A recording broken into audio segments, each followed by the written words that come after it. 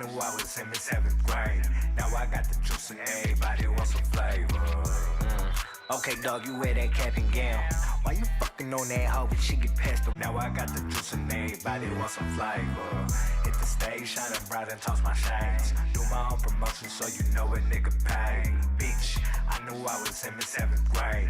Now I got the juice and could pay. Bitch, I knew I was in the 7th grade. Now I got the juice and everybody wants some flavor. Hit the stage, shining bright and toss my shades.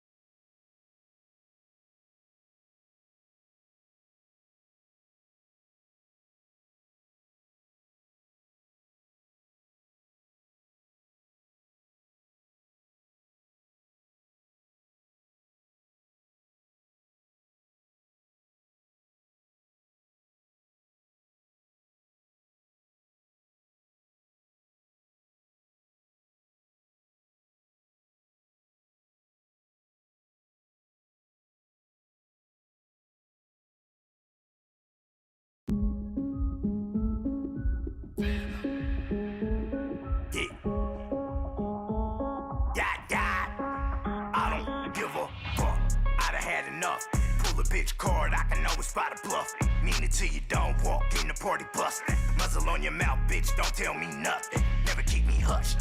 And her baby daddy is a buster. My dick in her mouth and I'll fill it up with custard. Turn this bitch into a fright house. With the ghouls and the goblin, I'm a night owl. Jackpot, this the $1 billion dream. Hella high, I'm the hell of when you king. Smoke the eye when I'm blowing off steam. Cut them off, I ain't worried about a thing. Look, I'm by the bag, by the boom, by the bang. Killing anybody that disrespecting the team. Back rolling Fat Joe, make him lean.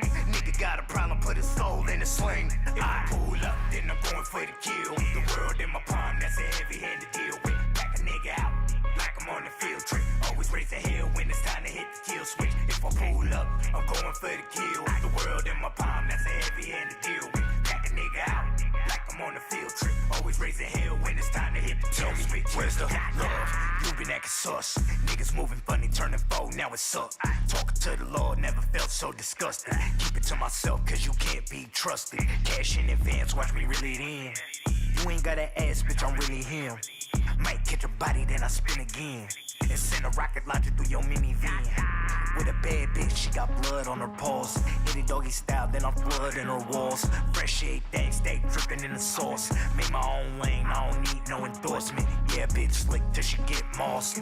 Flagged on the play, bitch, you fucking with a boss. And that pussy trash, please don't get me started. Play with your life, then you turn it to a target. If I pull up, then I'm going for the kill. The world in my palm, that's a heavy-handed deal with. Back a nigga out, like I'm on the field trip. Always raise the hell when it's time to hit the kill switch. If I pull up, I'm going for the kill. The world in my palm, that's a heavy-handed deal with. Back a nigga out, like I'm on the field trip. Always raise the hell when it's time to hit the kill switch. Yeah, yeah.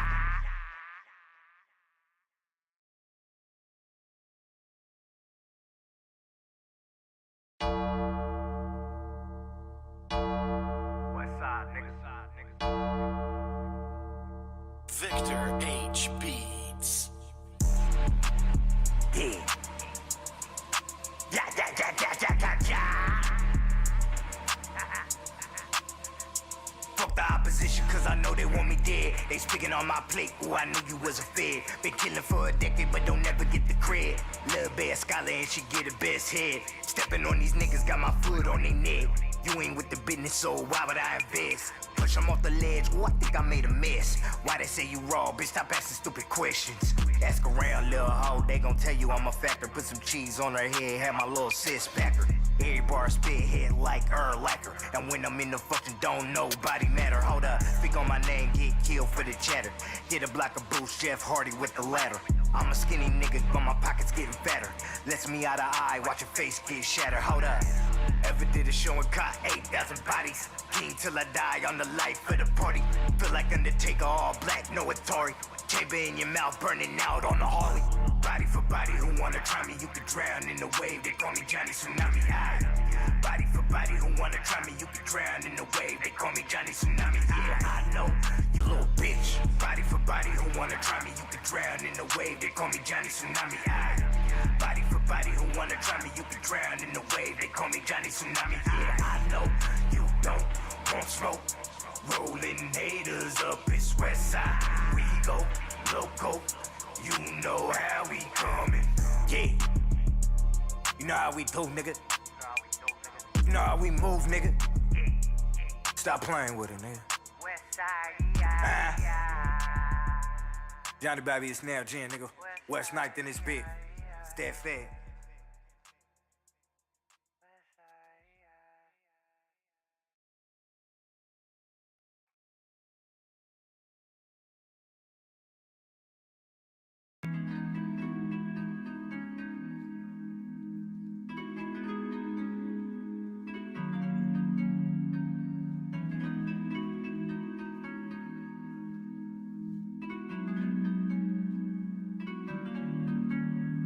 I need you all to myself. Can't let nobody have you, babe.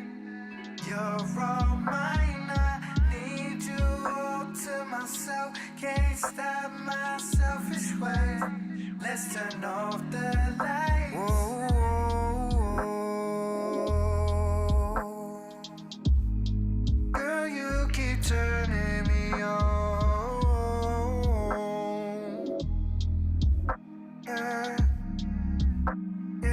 Yeah. Pussy so precious, soothe you with pleasure. Lay you in roses, she's so fly with no effort. Diving and stroking, she can't keep it together. She in my sheets, swimming deep till she wetter. I need you all to myself, can't let nobody have you, babe. You're all mine. To myself, can't stop my selfish ways. Let's turn off the lights. Whoa.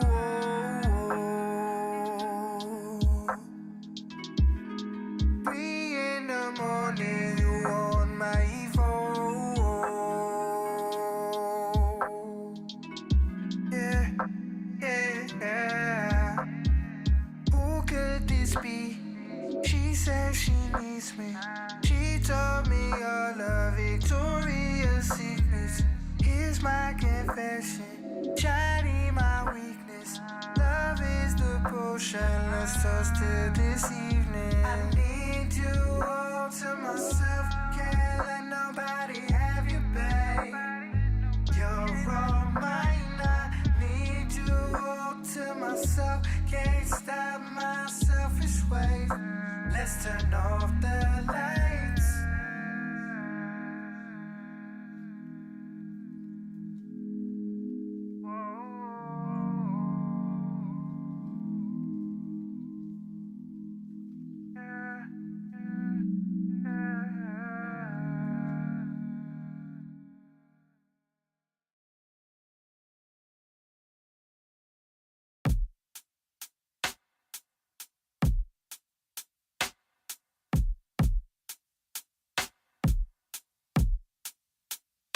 If you couldn't tell, I'm a sucker for love. Girl, you make me melt just with one single touch. Pulling you close, I'm off passion and potion. She ride the wave, make her lose all control. Calling my phone, it's like 4 in the morning. She said, come over, I want you. Trust me with all of your needs, babe. Rose petals falling. I hear your voice calling on me, baby. I'll be there for you, loving you deeply. Just trust me with all of your needs, baby. Driving a while, I'll be her chauffeur, making you come again over and over. Driving a while, I'll be her chauffeur, making you come again over and over. Trust me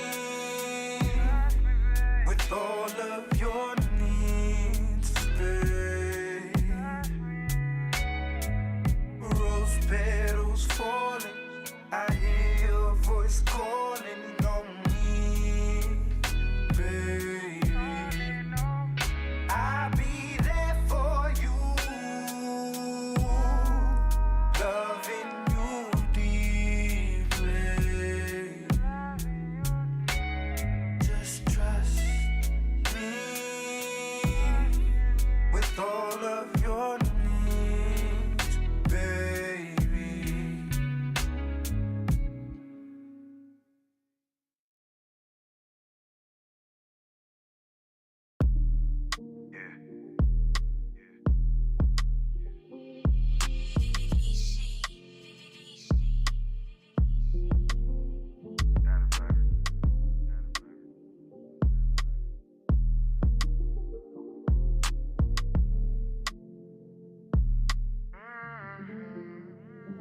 Baby, you're so beautiful.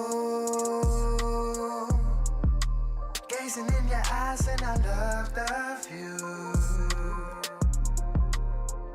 'Cause baby, you're so beautiful. Got me mesmerized, girl, you're magical. Fuck an Airbnb. Come to the ranch, you can hop on the steed. In your eyes, I can see you are free. So what's it gonna be? Now she don't wanna leave. She grinding on me, touching on her body. She said, "Daddy, dive deep." And that pussy ain't no place that I'd rather be. Sipping champagne, blowing on pine trees. Let's lingering in the breeze. Daddy, you're so damn fine. Addicted to your love and you know I need you all the time. And never get enough of the sweet sensation and every kiss. The mood is right and the vibe's lit. The key to all my happiness is you. Baby, you're so beautiful. Gazing in your eyes and I love the view. 'Cause baby, you're so beautiful. Got me mesmerized, girl, you're magical. As you take my hand, my soul makes one with yours. The loving that we shared has filled an empty void. You heal my pain inside. Your heart is made of gold. I crown you as my queen, forever me no more. Shawty, you blow my mind. Addicted to your love and you know I need you all the time. Can never get enough of the sweet sensation and every kiss. The mood is right and the vibe's lit. The key to all my happiness is you. Baby, you're so beautiful. Gazing in your eyes and I love the view. 'Cause baby, you're so beautiful. Got me mesmerized, girl, you're magical.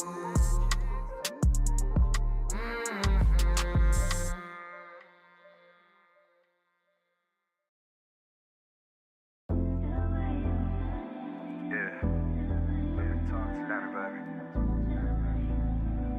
Yeah.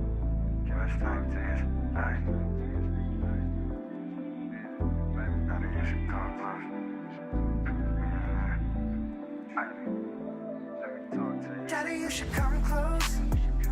I can do everything you like. Tell you what the silk road. Baby, you gon' fall in love tonight. You're right, you're right, you're right. Baby, you know you're my type. Daddy, you should come close. I'ma make you fall in love tonight. Shawty got the flash, she a dime piece. All up in that cat, cause she Siamese. Yeah, I know she bad, she my wifey. And when I double tap it at IG, every time I shoot my shot, shawty know it's switch. If you touch my queen, you get smoked like a spliff. And I laid a pipe, baby, let her make it drip. Made her sing my name, it was music to my ears. Daddy, you should come close. I can do everything you like. Tell you what the silk road. Baby, you gon' fall in love tonight. You're right, you're right, you're right. Baby, you know you're my type. Daddy, you should come close.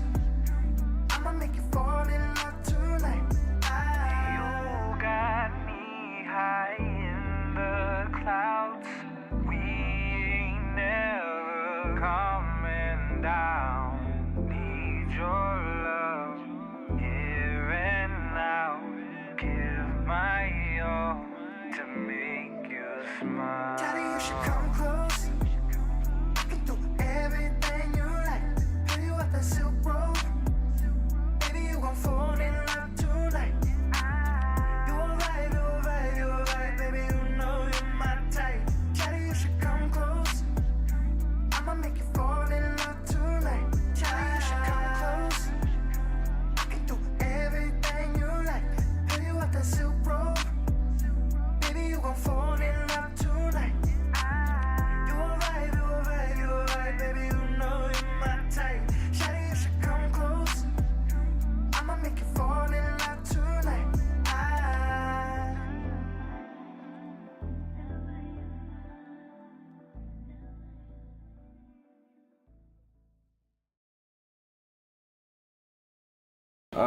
Right now we in beautiful Merced, California, just chilling, you know, relaxing at Casa de la Nalgin, you feel me? We're just chilling. About to go inside and tell everybody that we're about to shoot this video real quick, so let's go inside. Go inside.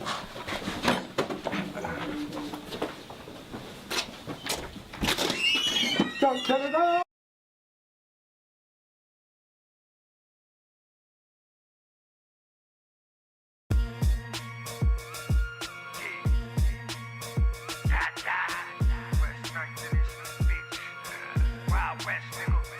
When it's do or die, tell me, homie, are you down to ride? For the squad, we gon' put in overtime. And when it's war, I got you back, you got mine. Set them straight if you're getting out of line. When it's do or die, tell me, homie, are you down to ride? For the squad, we gon' put in overtime. And when it's war, I got you back, you got mine. Set them straight if you're getting out of line. Yeah, it's time for war. First off, I'm going many on these cornballs. Real rap never fake like these cornballs. I got mine, I'm going hard in the paint. No walk up, pull up, eat your squad up. Frontline, Belichick, money, I want all of it. No excuses when you climbing to the top. Release that dead weight, now we climbing to the top. Fuck with JBL, you can eat these taco shells. I ain't playing, I've been humble for a minute now. Been a beast, you getting more than the ground now. Fuck you and them basic ass Pumas. Wicked West knife and that Lake City veteran. Who better than? I ain't taking no talk back. Most these niggas brums, no grind, no hustle. But sit at home and quote Nips hustles. Yeah, I said it on Mom's no hustle. When it's do or die, tell me, homie, are you down to ride? For the squad, we gon' put in overtime. And when it's war, I got you back, you got mine. Set them straight if you're getting out of line. When it's do or die, tell me, homie, are you down to ride? For the squad, we gon' put in overtime. And when it's war, I got you back, you got mine. Set them straight if you're getting out of line. Yeah, it's time for fire burning in my eyes. I'm knocking down your door. No copping, please, we mobbing deep. Send my eye to the morgue. better show respect. Reppin' the wickedest Wild West, never picking up my pivot, I got flawless finesse. All four quarters leave them stressed out. Full court have them pressed like textiles. Euro step to the bag, I've been beating the odds. Really putting in stats, all your numbers are fraud. Always ready to rock, got it straight from the source. Everybody know I'm raw, ladies love your lore. Center stage spotlight when it's prime time. You ain't even in the game, you on the sideline. Where the joke hit you with the rope of dope. You can watch me count this cash every time I finger roll. When it's do or die, tell me homie, are you down to ride? When it's squad, we gon' put in overtime. And when it's war, I got you back, you got mine. Set them straight if you're getting out of line. When it's do or die, tell me homie, are you down to ride? When it's squad, we gon' put in overtime. And when it's war, I got you back, you got mine. Set them straight if you're getting out of line. Yeah, it's time for war.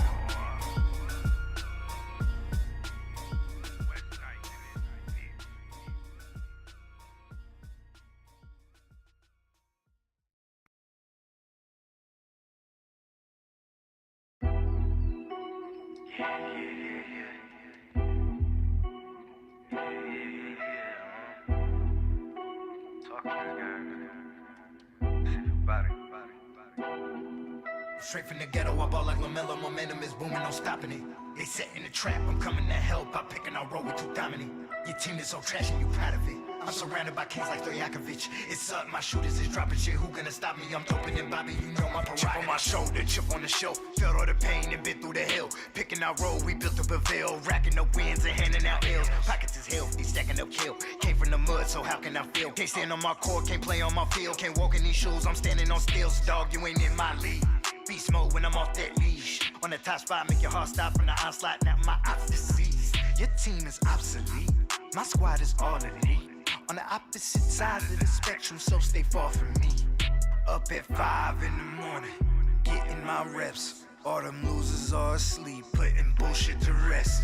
Yeah, I know I'm official like a Mitchell and Ness. Saw your low light film and was highly upset. Straight from the ghetto, I ball like LaMelo, momentum is booming, no stopping it. They set in the trap, I'm coming to help, I'm picking out roll with you dominant. Your team is so trash and you proud of it. I'm surrounded by kings like Stojakovic. It's up, my shooters is dropping shit, who gonna stop me? I'm doping and Bobby, you know my prerogative. In the ghetto, I ball like LaMelo, momentum is booming, no stopping it. They set in the trap, I'm coming to help, I'm picking out roll with you dominant. Your team is so trash and you proud of it. I'm surrounded by kings like Stojakovic. It's up, my shooters is dropping shit, who gonna stop me? I'm doping and Bobby, you know my prerogative. With that and1 when them bands come. Your bay in my cheering section cause I'm handsome. Saucy with the handle, I just tossed that alley-oop. I'm Luka with the rock, I got the whole league spoon. Constant elevation, so I always reach my goals. He check like I'm Curry, I just hit 5 in a row. You can't ride my wave, do whatever floats your boat.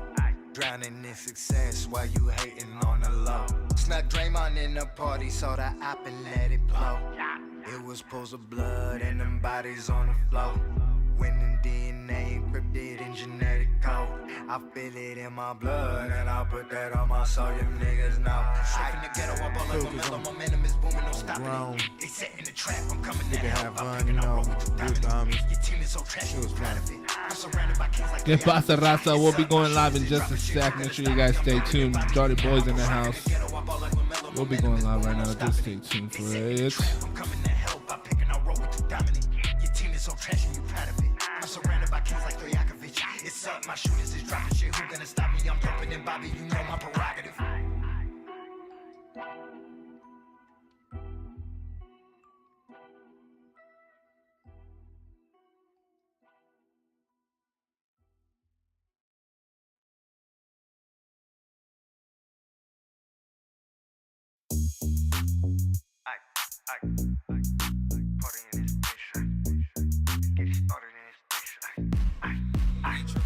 Yeah, I'm the big dog. Fuck who got next? Stop playing, you a hot mess. You gon' watch me cook up. I'm the top chef. Full court, you can get pressed. Yeah, I'm the big dog. Fuck who got next? Stop playing, you a hot mess. You gon' watch me cook up. I'm the top chef. Full court, you can get pressed. Yeah, I rap the Wild West guy. You don't know about it, don't speak up on our name. Charge up in this bitch, watch me go super saiyan.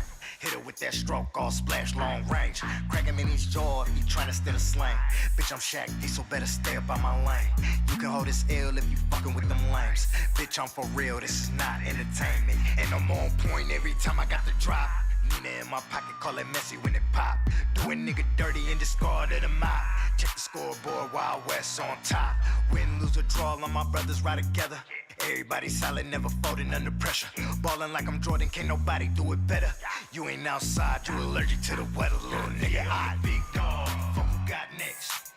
Stop playing, you a hot mess. You gon' watch me cook up, I'm the top chef. Full court, you can get pressed, yeah, I'm the big dog. Fuck who got next. Stop playing, you a hot mess. You gon' watch me cook up, I'm the top chef. Full court, you can get pressed. Not up to par, not in my league. Everything I drop hot at 1,000 degrees. Trendsetter of the game, you can never compete. David Blaine with the flow, levitate on the beat. Might back a hop down with this Mac. Always trained to kill, that's the plan of attack.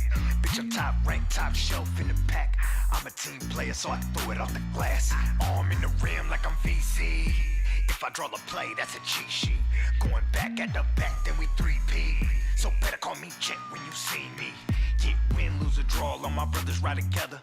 Everybody solid, never folding under pressure. Ballin' like LeBron, can't nobody do it better.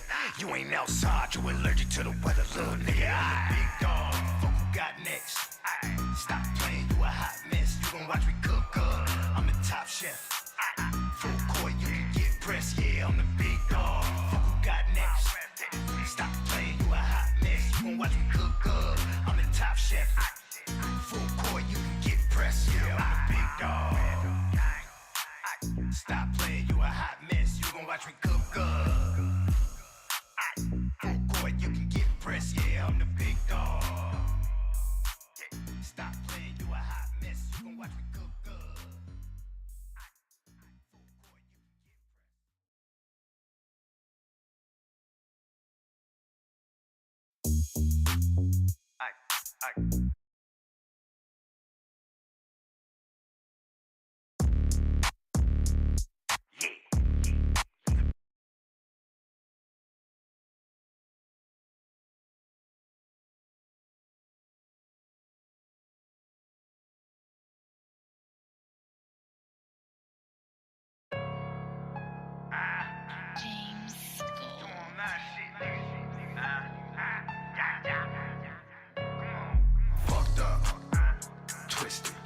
Feeling myself cause I'm gifted. Your bitch in my belt for a visit. You got a problem, what is it? Cause I'm on one. Lift it. Done got me Tokyo drifting. Bitch nigga better keep your distance. Too much drip for a hop, kinda slipping. Mop up on the west side. Disrespect, you get stressed out. Young nigga with the fresh style. I drip on her face and she blessed now. Oh Lord, I'm the next Tom Brady. Goat cheese on my salad when they pay me. Big sword and a pussy got both the legs shaking. She a freak, I can tell how she take it. Look, I don't tolerate no disrespect. All-star putting on for the West, so don't get it fucked up. Twisted. Feeling myself cause I'm gifted. Your bitch in my belt for a visit. You got a problem, what is it? Cause I'm on one. Lift it. Done got me Tokyo drifting. Bitch nigga better keep your distance. Too much drip for a hop, kinda slipping. Time to bow to your sensei. All I got is blue strips on my membrane. If you got loose lips, we gon' break chains. Break a jaw, take it all, give me everything. Look, I'm 1-on-1, can't compare me to no nigga. Ain't no antidote for me, cause the flow sucker. Word around town, you a hoe nigga. In the streets, getting swept by the soul swiffer. I turn a blind eye, I don't know niggas. Load a shot of cyanide, burn a hole in your pride. At home base, cause I'm known for the slide. I ain't skateboarding when you see me on the grind. You ain't gotta check, don't even hit my line. Straight to match, prison way, got my squadron behind me. Straight out the gutter, I'm grimy. Gorgeous, OG done bless me, I'm stacking up corpses. Get out my space or I shatter your face. He seeing stars cause I send in no order. Twisted. Feeling myself cause I'm gifted. Your bitch in my belt for a visit. You got a problem, what is it? Cause I'm on one. Lift it. Done got me Tokyo drifting.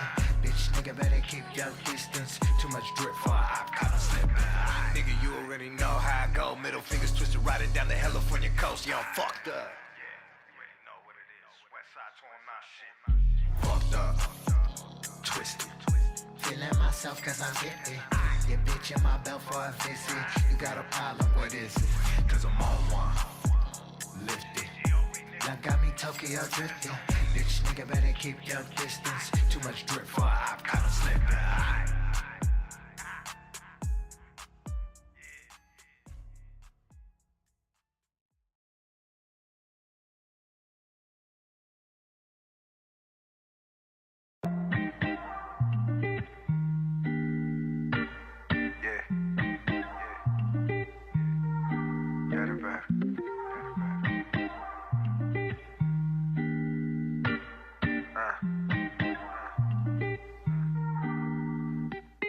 My radio playing sublime, shawty from the 8 and I'm from the 9. Sunshine got nothing on you.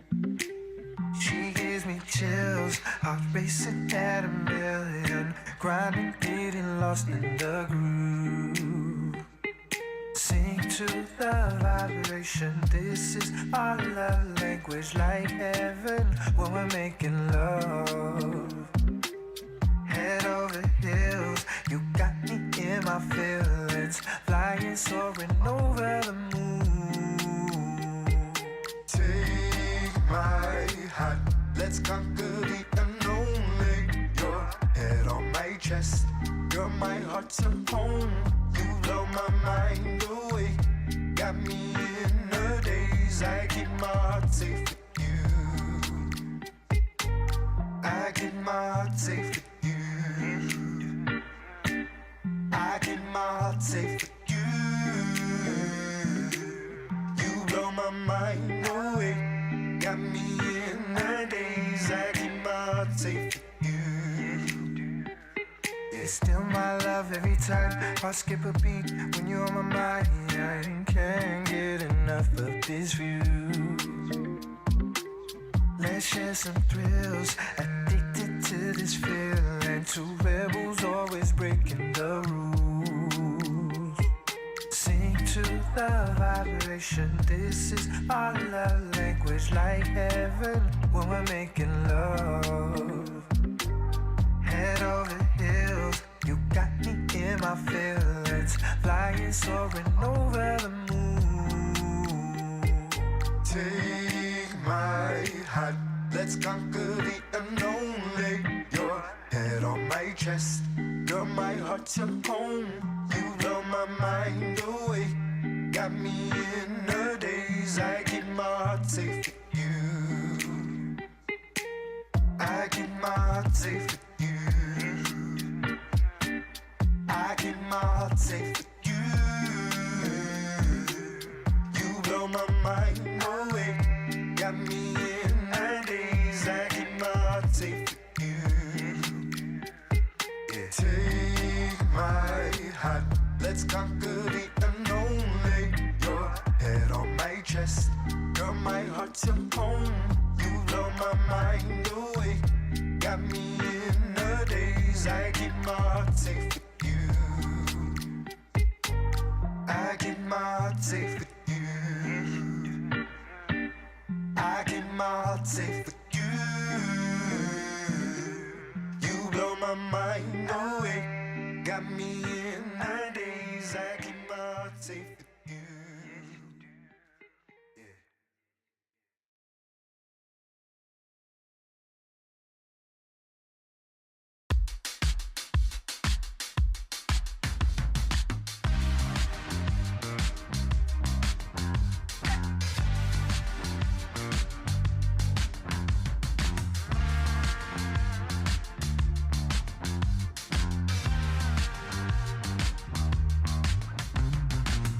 Centerfold, straight from a magazine. Heart throb, you got me falling deep. Sweet kiss, tastes like a tangerine. On my mind, like my favorite memory. Don't you play with my emotions. I will give you full devotion. Time is on our side this moment. Don't be shy, my arms wide open.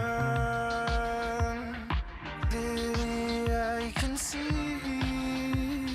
you're my destiny.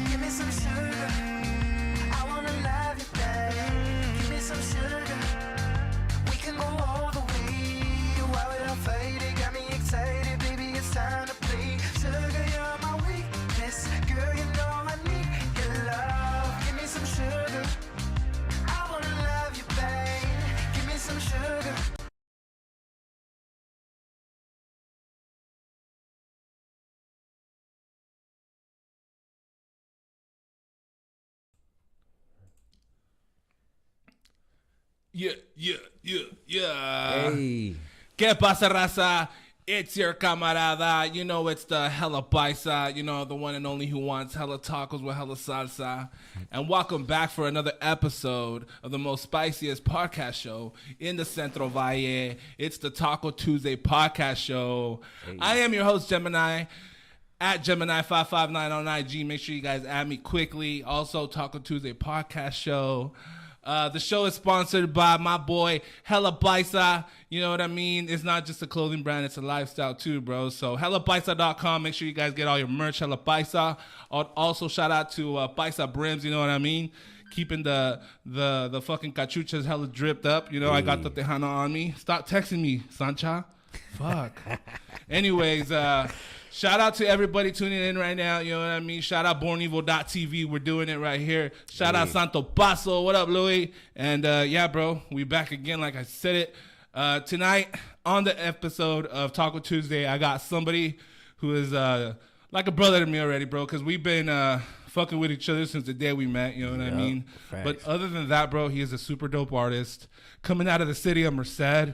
His music, bro, is like his own genre pretty much. I can't even put him anywhere because he has music for all ears, bro. So I'm just happy to have him on the show tonight, bro. So I appreciate you sliding through, introducing my boy, Johnny Boy Lopez. Let's go. Hey, thank you, man. I thank you for having me, bro. I really do appreciate it, man. You already know. Like you said, man, we've been rocking with each other for a minute. For real, bro. We met each other in like a bar on some business shit, but then like in that meeting, we hit it off right away. Like, yeah. And then the night we performed, that was the show. That made it. That made it. Like I remember, I was just sitting there, I was chilling, and you walked up to me. You're like, "You want to smoke a blunt?" And that's my love language. You feel me? It's like you came up and just said, "Hey, you want to smoke a blunt?" I was like, "Hell yeah!" And then we just smoked that blunt, and then from blunts to brothers, right there. You feel me? I remember, bro. Yeah, and then I remember. You went up on stage and you killed it, bro. Like a lot of people see you'll be able to identify with me. You know, we did 8,000 people that night. You feel me? And I can't believe we rocked in front of that many people. And it was crazy. Like that was mine and yours first encounter, like doing a show together. But like, man, the amount of like love and just like energy that was in that spot that night. You know, you went out there, rocked it. Me and my boy Donnie went out there. Shout out to NTMK, all the homies. They all the ones that, you know, kind of led the way and steered that play for us to do that, you know, so I appreciate it. Yo, bro, that night was definitely fun. Like just the energy that was in the building, bro. We opened up for Snow the Product. Yep. But there was other people. Out to Snow, she bodied it. Yeah, bro. That was our second time doing it, right? Your second time and my second time. Yeah. And so that was a good thing too about it. But I remember I met other artists that night, bro, that are doing real big right now. Yeah. People like Prolific were there. Mm-hmm. People like Kiki Smooth is the name from LA. You know, so it was dope because we got to network with artists like that too. But you know, you being off rip, bro, like I was like, you know, man, this guy's he's different. You know what I mean? This is like he's not just one of those guys that I meet as like he's just a artist friend or some shit. You know, I can actually connect with this guy. You know, maybe because it's the same name we got. Maybe because we're both Johnnies. No, I mean everybody knows my fucking name, Johnny. You know what I mean? So. Yeah, bro. Hey, I appreciate you sliding through, bro. I know Merced was a mission. We got. Thank you for having me, man. Terrible weather. I'm sorry. It's all good. Que Dios te cuide, güey, porque if not, then I could get you like I don't know, maybe like my boy could hop you on his 4x4 truck and he'll take you on, I don't know, bro, something, you know? Yeah, but thank you, bro. I appreciate you sliding through. Yeah, man. And, you know, we already bought you the tacos. Oh, my God. Hey. And I hope you like them. They came from my cocina, which is a.k.a. my kitchen. So tonight we're homemade tacos. You know, shout out to the wifey. You know, we got down and we made some chile verde tacos because for y'all who know and who don't know, we're gonna be dropping our own Taco Tuesday salsa pretty soon. We're gonna have two of them coming out. We're gonna have a red salsa and we're gonna have a mango salsa. So for you guys who don't know, bro, now you know. Mango salsa, mango crazy salsa, and the chile rojo. I don't know what we're gonna call it, but something like that. Yeah. And they better sell out the first drop. For real. Y'all better go support that because that's gonna be next Taco level. Tuesday you feel sauces, me? bro. That's gonna be fire. Yeah, I'll have one for you, bro. To drop that, bro. That's gonna be fire. For real. I'm a boy. So I hope, like I said, I hope you like the tacos. You know, because we're gonna be having those pretty soon too. We're gonna be rocking the business those. I gotta open my own taco truck, so hopefully this year get it. Facts. But hey, let's get into this interview, bro. Yeah. you know, since the day we met, I've only pretty much known you through your music. And the, likewise. And the We learned through each other through our music. And the times we have hang out, you know what I yeah. mean? And talked and chopped it up. But, you know, I guess this is the time where we get to know more about who you are, bro, in music. I'd love to know your story. Yeah, that's why we do this. Yeah. So, yeah, bro, let's get into these questions. Let's get into the dope, spicy questions at the end. But as for now, let's start with the first question, which we all know because we always do it like this. But tell us about where you're from, brother, and where you, if you want, where were you born? Where are you from? Tell us about that. Yeah, I'm from Merced, California. Merce. You know, yeah, man, just a little boy from West 9th Street, man. That's the general gist of it. My mama had me back in the day, 91, you feel me? She put me on good music my whole life, you feel me? She immersed me in nothing but great music, you feel me? That's my whole family. That's really our household was like the music party house, you know. Everybody on the block would come and, you feel me? There's cars parked on the grass, on the sidewalk, on the street, everywhere, you know. So everybody would come and my grandma would make food and my tios would, you know, barbecue, and it was just a really lovely situation, you feel me? So that kind of was the beginning, you know, to just keep it short. This is Merced, humble beginnings. Mama raised me, no daddy, and then we just kept it pushing. There's 5 of us too, so I got siblings. Shouts out to all my siblings. Hell yeah! Shout out to the brothers and sisters. So you say you're the youngest? I'm the oldest. Okay, 5. okay. Yeah, I'm the general. Yeah, me too. Yeah. And I'm the oldest on my mom's side, but the youngest on my dad's side. So I'm my dad's baby and my mom's oldest. So yeah. That's dope though. Yeah, that's dope. You get the best of both worlds. Yeah, for real. But growing in Merced as a kid, how was it growing up as a kid? As like, you know, say like between the times where you could ride your bike to the quick shop to the store, you know what I mean? How was that, bro, growing up in Merced? On my block, it's pretty cool. Like anybody that knows 9th Street, you feel me? It's not really too much action going, like too crazy. It's really the surrounding areas too, where it gets really popping, a little spicy out there, you know, in Merced. Yeah. But on my street, man, it was pretty cool. You know, everybody got along on the block. Everybody played with each other. You know, you get in a couple squabbles here and there if you go to the liquor store, you know. But other than that, it was all love. You know, and I grew up faithfully at the liquor store, Best Buy Market, you feel me, on 9th Street. I'd go beat people in Tekken and go take people's money over there and whatever video games we had. I was over there trying to run it up, trying to play video games, play for money. So yeah, and me and my cousins, like I said, we had a really good time as kids, you know. And then at going into the teenage years, you feel me, that's when you start seeing a lot of the street shit, you know. Homies start passing away at a young age. I mean, I can remember losing homies as far as, I want to say about like 12 years old, you know, you homies dying. Like 6th grade, 7th grade? Yeah, about like 6th, 7th grade. And then it just keeps happening. Like every year you just lose another homie. So then that starts becoming your mentality at a small age too. At a younger age, you start thinking like, whoa, man, you start feeling like it's a domino effect, like it's going to be you. Yeah. So thank God music came along in the middle of that, and that kind of transitioned it into like, okay, that gives me something to work towards, you know. Yeah. To get us out the hood. For real, yeah. I mean, I think my hood was the same too, bro. Mm-hmm. Like, even though we're riding BMX bikes and being in the skateboarding, we could still see like the crazy shit that was going down where like you like either get in a squabble or see somebody squabble, even see people get shot. Yeah. You know what I mean? It's all there. You know what I mean? I just think it just depends who you associate with and then who you kick it with. But I mean, we could get deep into that, bro. Yeah. But everybody knows what it is when it comes, especially in the Central Valley. Yeah, I was just about to say that in the Valley, that's kind of what comes with it. Yeah, you know, exactly. everything like you. Even if you're not looking for it, you might run into it, and it's just really about how you carry yourself in those moments, you know. And being true, bro. Yeah, as long as everybody respects being true. You literally took the words out of my mouth. Just being true to yourself is what's really going to get you everybody through respect everything. you for that at the end of the day. Mm-hmm. At least the real people will. Yeah. That's a fact. Hell yeah. Hey, besides, you know, being Merced, being a beautiful town in Merced, How's like the Mexican food scene out there, bro? Oh, it's fire. Okay, It's like- fire. like Well, taco trucks, like there's anything like taco trucks on every corner in Merced. Like I'm not playing. Like if you go, there's a fire taco truck everywhere. What's your spot? Name a spot, bro. I'm big on El Sope. You feel me? They're fire. And then Fire.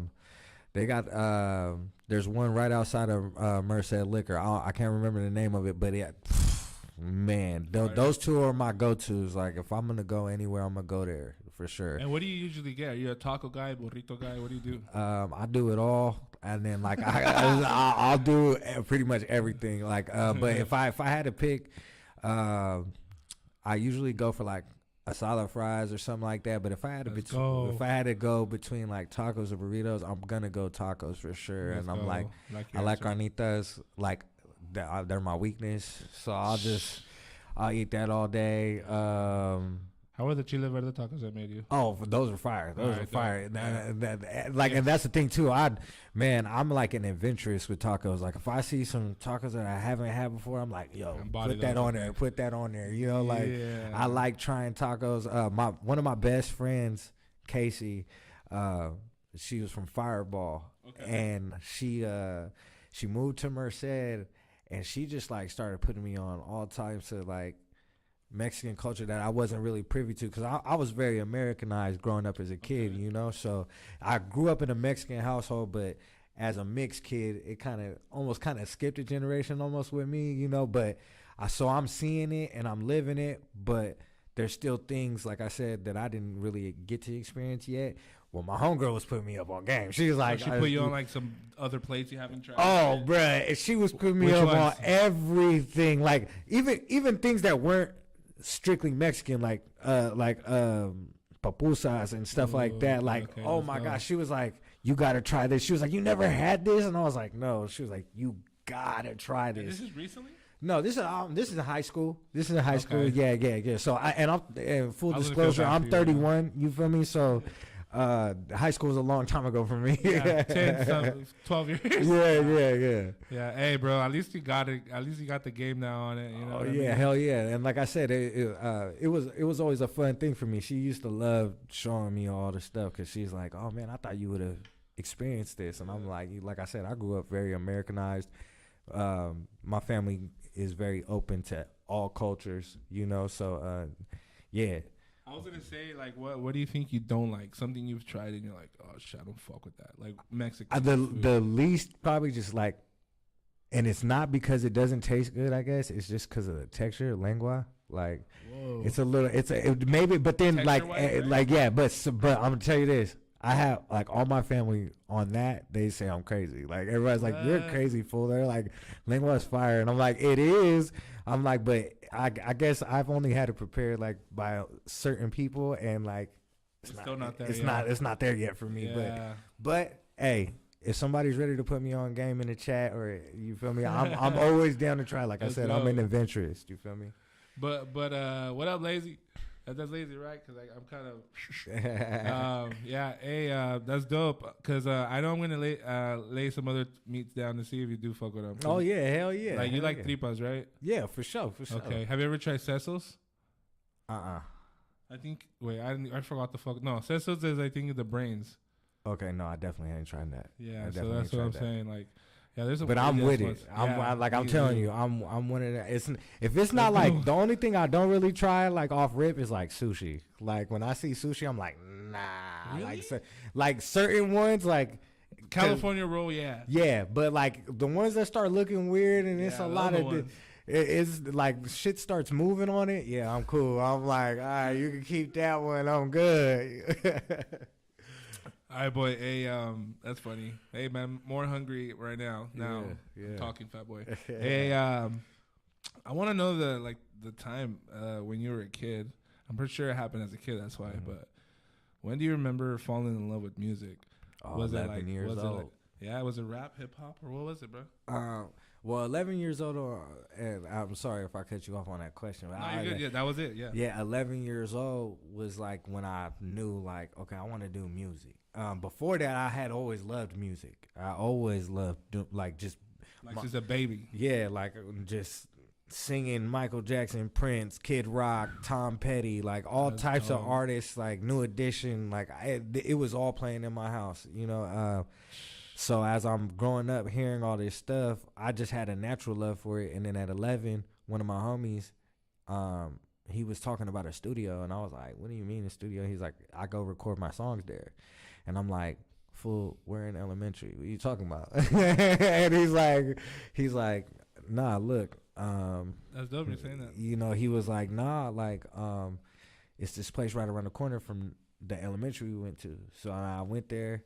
This is like the year we're going to 6th grade, like the summer of that year. So we're about to go into junior high, but we're still 5th graders. You feel me? And like, so he's just like, yeah, come with me. I go with him, and it ends up being the studio where like the legends of my city were rapping at. Like, so I didn't. It was like, it was kind of like destiny, you know. Like all these big. Shouts out to Mickey D. He's the one that opened the gates for us. Mickey D. You know, Young Drew, Hurricane J, people like that. They were the pioneers of my city. You know, they were the ones putting the legwork in for it. You feel me? The whole Low Down movement. Yeah. Okay. Yeah, and the Killer Valley movement, all that, man. They, like, you know, we was heavily growing up on it. You know, that like to us that was like local celebrity shit. Like we seen them, that was like seeing Gucci. You feel me? That was like seeing Jay-Z to us. You know, you see one of them at the liquor store, we going crazy. So. Yeah, I guess rap was what really made me fall in love with just like, okay, I want to do this, you know? And then I just kind of took it from there. I got addicted as soon as I went in there. Like, literally, I went in there as a supporter of my homie. The next time I'm going in there, I went to record. And I was stealing, like, change out of my mama's purse to go record this shit. Were you guys paying? Yeah, it was $20 an hour. Yeah, so I was like, and I'll tell you, we grew up very humble, very broke. You know what I mean? So like, my mom was definitely wondering like, where the hell is this $20 going? You feel me? But I eventually, you know, I pay my mama back in full eventually. You feel me? Now she be out there at the shows with me, you know, seeing all the crowds and shit. So like, it definitely paid off. Shouts out to mama. Oh yeah, that's dope, man. Yeah, mama's support is like our number one fan, bro. Oh, my mom, yeah. Love it, yeah. Hell yeah. I'm a mama's boy. Nothing like that. Ain't nothing like that. Hey, I love that, bro, because I always feel like as an artist, there has to be a time when like you fell in love with music, whether it was like as a kid, because me too, as a kid, as a baby. I can tell you the first music I fell in love with, and I always remember. What was it? If I tell you, I hope you know, okay? Okay. I was a kid, I'll say 2 years old. And so I was already into Chente and Juan Gabriel and all that because it was being played in my house. Yeah. But when I heard the song that made me go like turn around, break my neck, because as soon as I heard it, I wanted to know who it was. It was a group called Magneto. Okay. And the song was called Vuela Vuela. Okay. Vuela Vuela. Yeah. Yeah, okay, bro. Yes, I was a kid, 2 years old when I heard that shit, bro. And then I seen them dancing it on TV. I fucking try to mimic who they were, whoop-de-whoop. That's hard. And I was like, okay, I love fucking this pop music. So it was pop music first. Yeah. The sound of what it was. Yeah. And then grew up more, and then I saw the Goofy movie, which you know about. We were talking about. Hell yeah. I got a story about the Goofy movie I could tell you, too. It's tell crazy. me, I want to know. Oh, okay. As a kid, too? It's in high school, yeah. Oh, yeah, you told me that. Yeah. Okay, go for it. Tell me.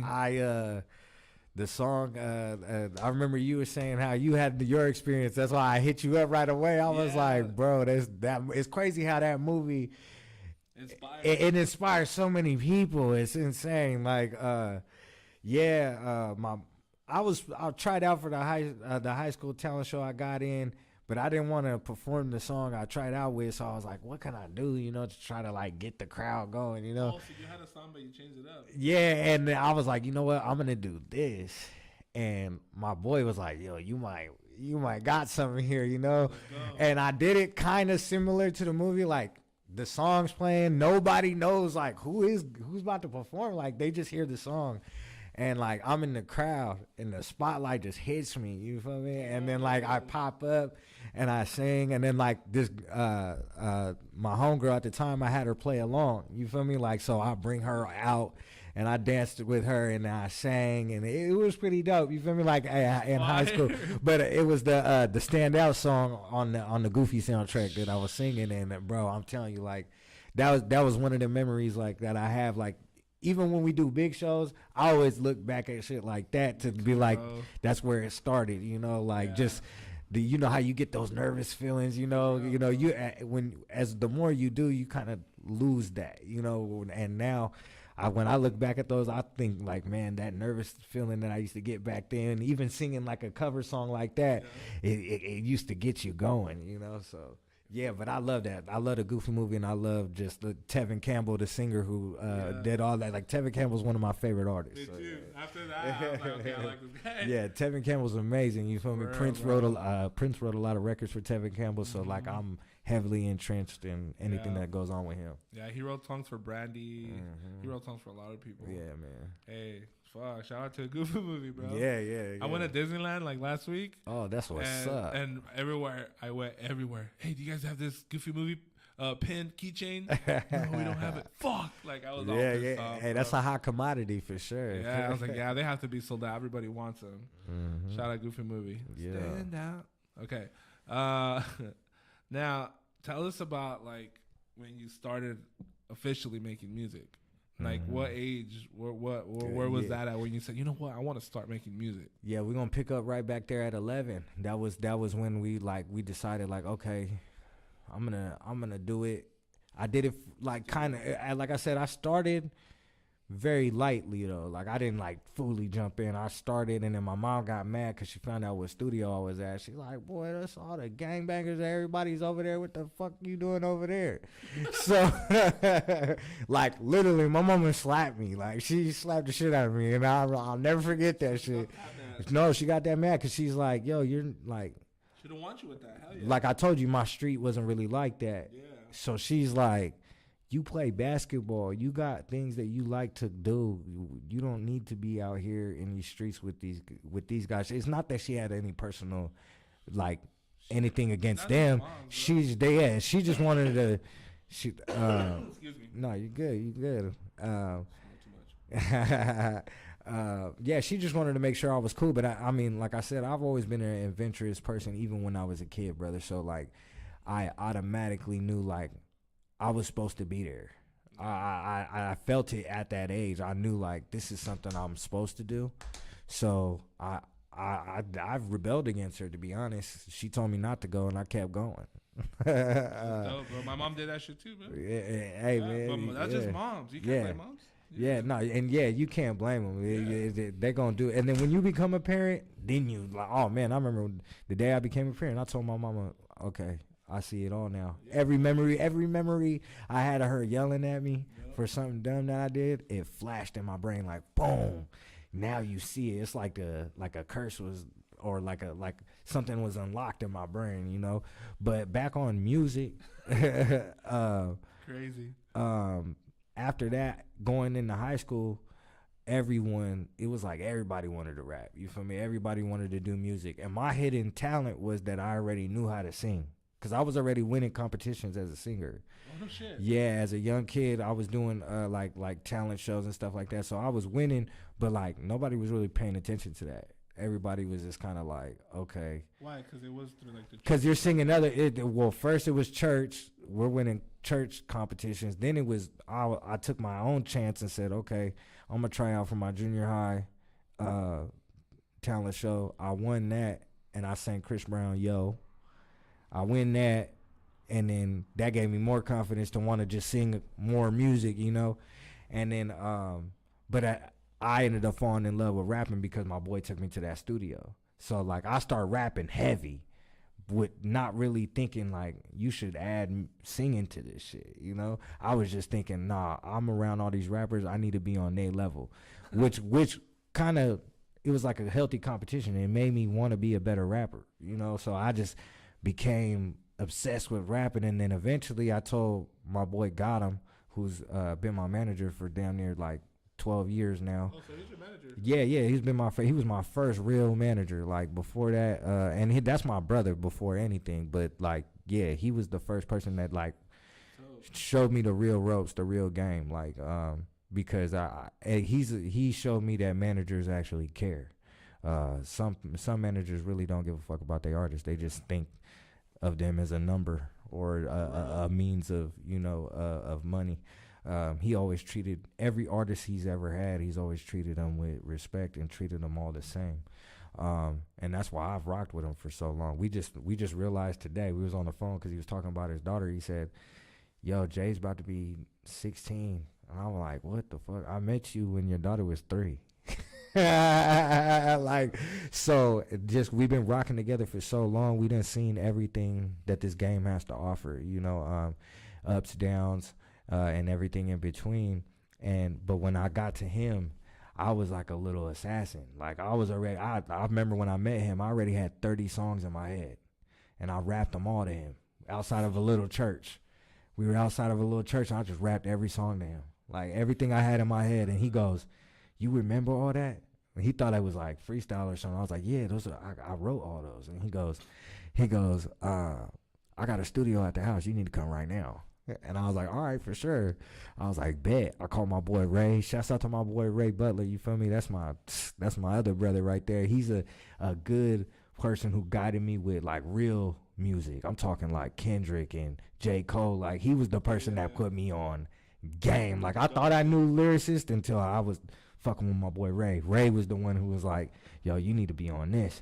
And I started hearing it, and like, I always had like a love for just all types of rappers too, like Kanye, Jay-Z. Tech Nine's my favorite rapper. You feel me? Yeah. Tech Nine is like, man, I opened up for Tech Nine at X Fest in Modesto, and the last X Fest there ever was, because Tech Nine shut the shit down so bad they were like, "Okay, we can't even do this no more." But like, man, my dream is to open up for him, bro. Oh, you will. You keep on the path you're going on, man. The vibe that list. He's on my list. Like, yeah, and you'll get there. You feel me? And trust me, I can already see that for you. You feel me? So you gonna be there. You feel me? It's just a matter of time. Did you meet him? No, I had a chance to, but I was like on some really nervous shit. Like I ain't even gonna lie. I ain't even gonna catch you.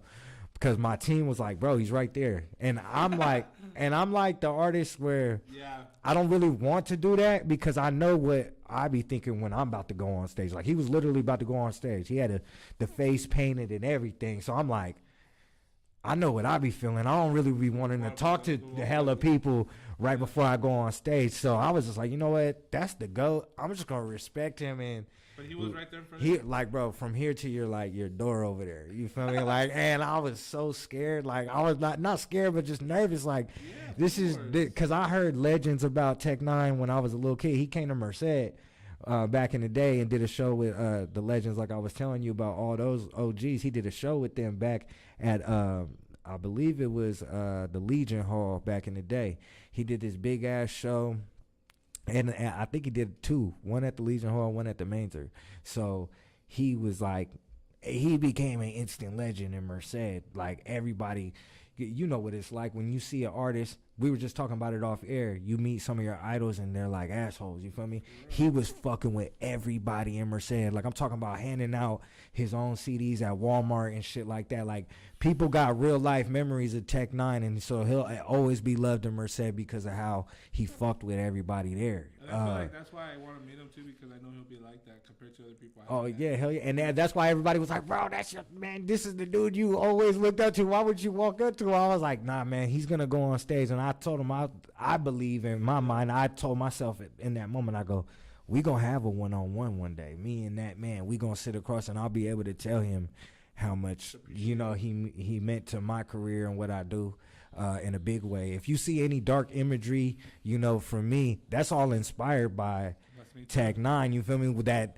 strange look. You feel me? That's what people look at me and they're like, "Yo, you're a little strange." I'm like, that's literally from Tech Nine. Tech Nine just helped me embrace myself. Helped me to know that, okay, if people think I'm weird, then that's cool, because hey, I am a little strange. And I love that about you as an artist, bro, because like when you do the when you change your voice, it's amazing, because I kind of do shit like that too. Mm-hmm. And I feel that's why I fucked with your shit. Yeah. Like. And I think like we get inspired by Tech Nine, and I'm pretty sure we could throw a little bit of Be Real in there. Mm-hmm. But you know who I hear a lot of like inspiration from is like a Schoolboy Q vibe. Oh yeah, You know for what I sure, mean? for But sure. those are my main dudes, bro. So I Yeah. think that's why our like Did that taste- whole yacht came Yeah. from Schoolboy. I was the Oxymoron project. Yeah. You feel me? That I was going heavy off the Schoolboy Q at one point, just listening to everything he was dropping.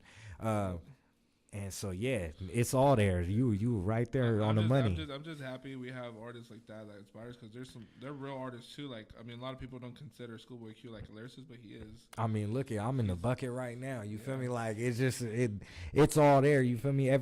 Kendrick Lamar was one of the first artists I ever seen perform live with no backtracks. That's what made me want to do it. Like when people watch me, they don't realize that they're actually hearing me. Then when some of them will pay attention, they'll be like, yo, you were actually rapping tonight. And I'm like, yeah, that was literally due to TDE and watching how all of them was moving. They was all performing like that. I'm like, there's nothing like seeing Kendrick Lamar do Rigor Mortis live. Oh yeah, He's rapping his fastest song in the world, and he's not missing a beat. He's not skipping anything. He's just killing it. It's like breathing control. What is it? Oh, it was insane. When you did your performance at the Drip Fest, the one when you came out to when you were in the mask. Oh yeah. What song was that? Dementor. Bro, That's when you my came favorite out, song. it was That's great. one of my favorite songs. It was great. I remember bro. when you came out, I was like, what the like? Thank you, bro. That's Thank me. you, bro. I appreciate shit like that. Some people might think I overreact on shit. That's literally my reaction to shit. No, And because, thank you, bro. I because appreciate in that. my head, since a kid, bro, it's like I'm happy to know rappers, I guess. Mm-hmm. Oh You know yeah, what I mean? hell yeah. You know what I mean? We're a small knit community. You Yeah, know, like bro. there's not too many people that know some of the things that we go through. You know, Yeah. so when you see somebody doing well and doing good, it's if you're a real one, you gotta salute. You know, and that's what I feel like with you. You feel me? When I see what you got going on with everything, not just the rap, your business endeavors, everything, it makes me want to support. It doesn't make me feel like, oh, because a lot of you do get a lot of this in the industry too. Like a lot of people see somebody be successful and they get scared by that. But if my homie's shining, that's only gonna make me shine even more. You feel me? Because we both shining together. We both standing next to each other, making everything bright. Yeah. You know, and that's what it's about. You know. You know what's crazy too, fool? I mean, I know we'll jump back on it, but you know what's crazy too is that you're my favorite rapper's manager. Oh, Like yeah, GB is my fucking favorite rapper, bro. Yeah. Like I'm like, bro, he's from Merced, and he's like, because I have a He's top a legend. 10. He's I have already a top young 10, legend. But the top 10's not filled, and he just jumped in there, bro. That's tight. That's Like, tight. Shouts out to my boy GB, man. Because he's everything. legend. He's everything. Like as an artist, I love Mm-hmm. like the whole like G side to it. A lyricist, you know what I mean? Like I've always told myself, bro, it'll be dope to have a rapper who listens to Woody, but also listens to Nas and MF Doom and knows about lyricism. Like, when are you ever gonna hear that? And then, boof, GB comes out and to be that guy, bro. Yeah, he was the first. He was even on Thizzler telling them like Eminem's the GOAT, and people were like, "What does he know about Eminem?" I'm like, and us over here, yeah. It was like preach. Like that. Yeah, he'll surprise you, man. I want to hear his playlist on rap.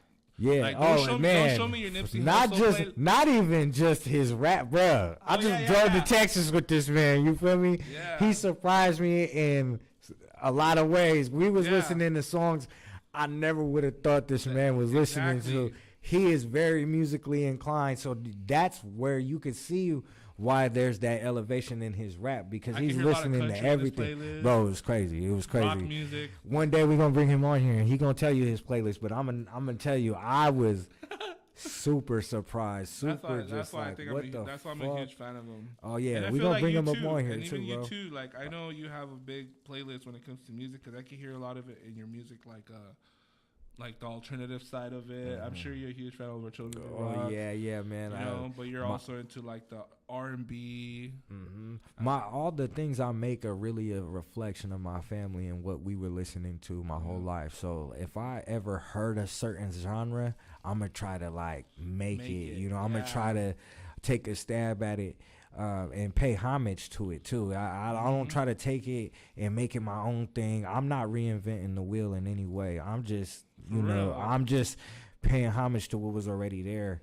Because a lot of people But you do that. have a real original sound too, brother. And it's crazy because I don't even know. Like, people are asking me that, what do you consider your sound? And I'm like, bro, I don't even know where to really say it is. I'm just kind of being free at this moment right now, making what comes from my heart. I've always done that, but as of lately, it's been really fun making music because I've had more control over what I want to do.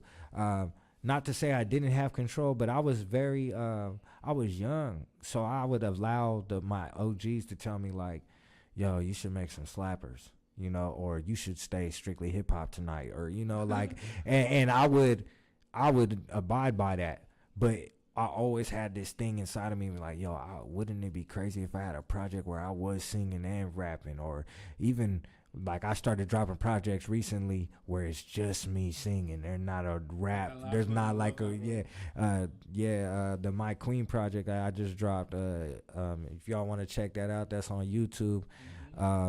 He was already playing some of that on the stream. I appreciate it, brother. Like even that, like that those projects are a lot of fun for me because I can just be as creative as I want to be. Is that where you feel most comfortable, by the way? I feel the most free for sure. I feel the most fun. Like, I feel like rap, there's more pressure. I feel like rap, there's more pressure to be hard. Like, and not hard in the sense of being like aggressive, just being like, when you're a rapper, you kind of got this stigma of like being effortless and being flawless. If you even stumble on the word, there's gonna be somebody in the chat be like, "Oh, he fucked up right there." I deleted a whole verse today, by the way. Hey, bro, it happens. I be in there writing and shit. And like, oh man, I don't like this shit. But if I'm singing, I can just do whatever. I can just have fun and just like. We even started doing something in the studio that's different that I don't usually do. Usually, I just blaze a verse all the way through. You feel me? My engineer's been telling me like, all right, we gonna sing your verse like each bar out. Like Dr. Dre would. Like, all right, you're gonna sing this part, and you're gonna sing it like 10 times. Honestly, I'm not gonna lie. It's made me better as far as repetition. Like, and maybe because when I'm singing, I'm already free, but now I'm free to hit it 10 different ways, and then I'm going back and picking which one is the best, and I'm splicing them together, and it's coming out with this crazy ass. That's what that whole project you just heard is. It's us punching everything. I had never done that before. I always sang it right through or rapped it right through. That was the first time we did it. And I was like, oh wow, y'all are on. My engineer, he went to school for it. He engineered at Capitol Records too. Shouts out my boy Eli from Steadfast Studios. Shouts out to Lenny. They're like I said, I'm a team player. So if somebody comes to me with an idea and they're like, hey, I think we should do it this way, I'll try it.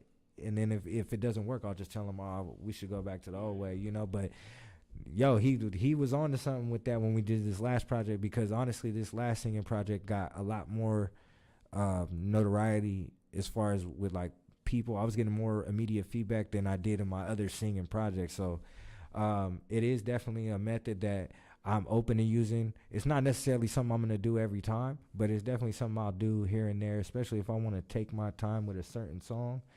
Doing it that way was a lot more like I said, it allowed me to really pinpoint which are the perfect notes, which are the perfect bars or whatever however you would phrase it, and we put together a pretty decent project. But yeah, bro, it's like 8 tracks, all of that. wasn't it? Yeah, 8 tracks. And I had to hide those tracks like I was telling you on the off air.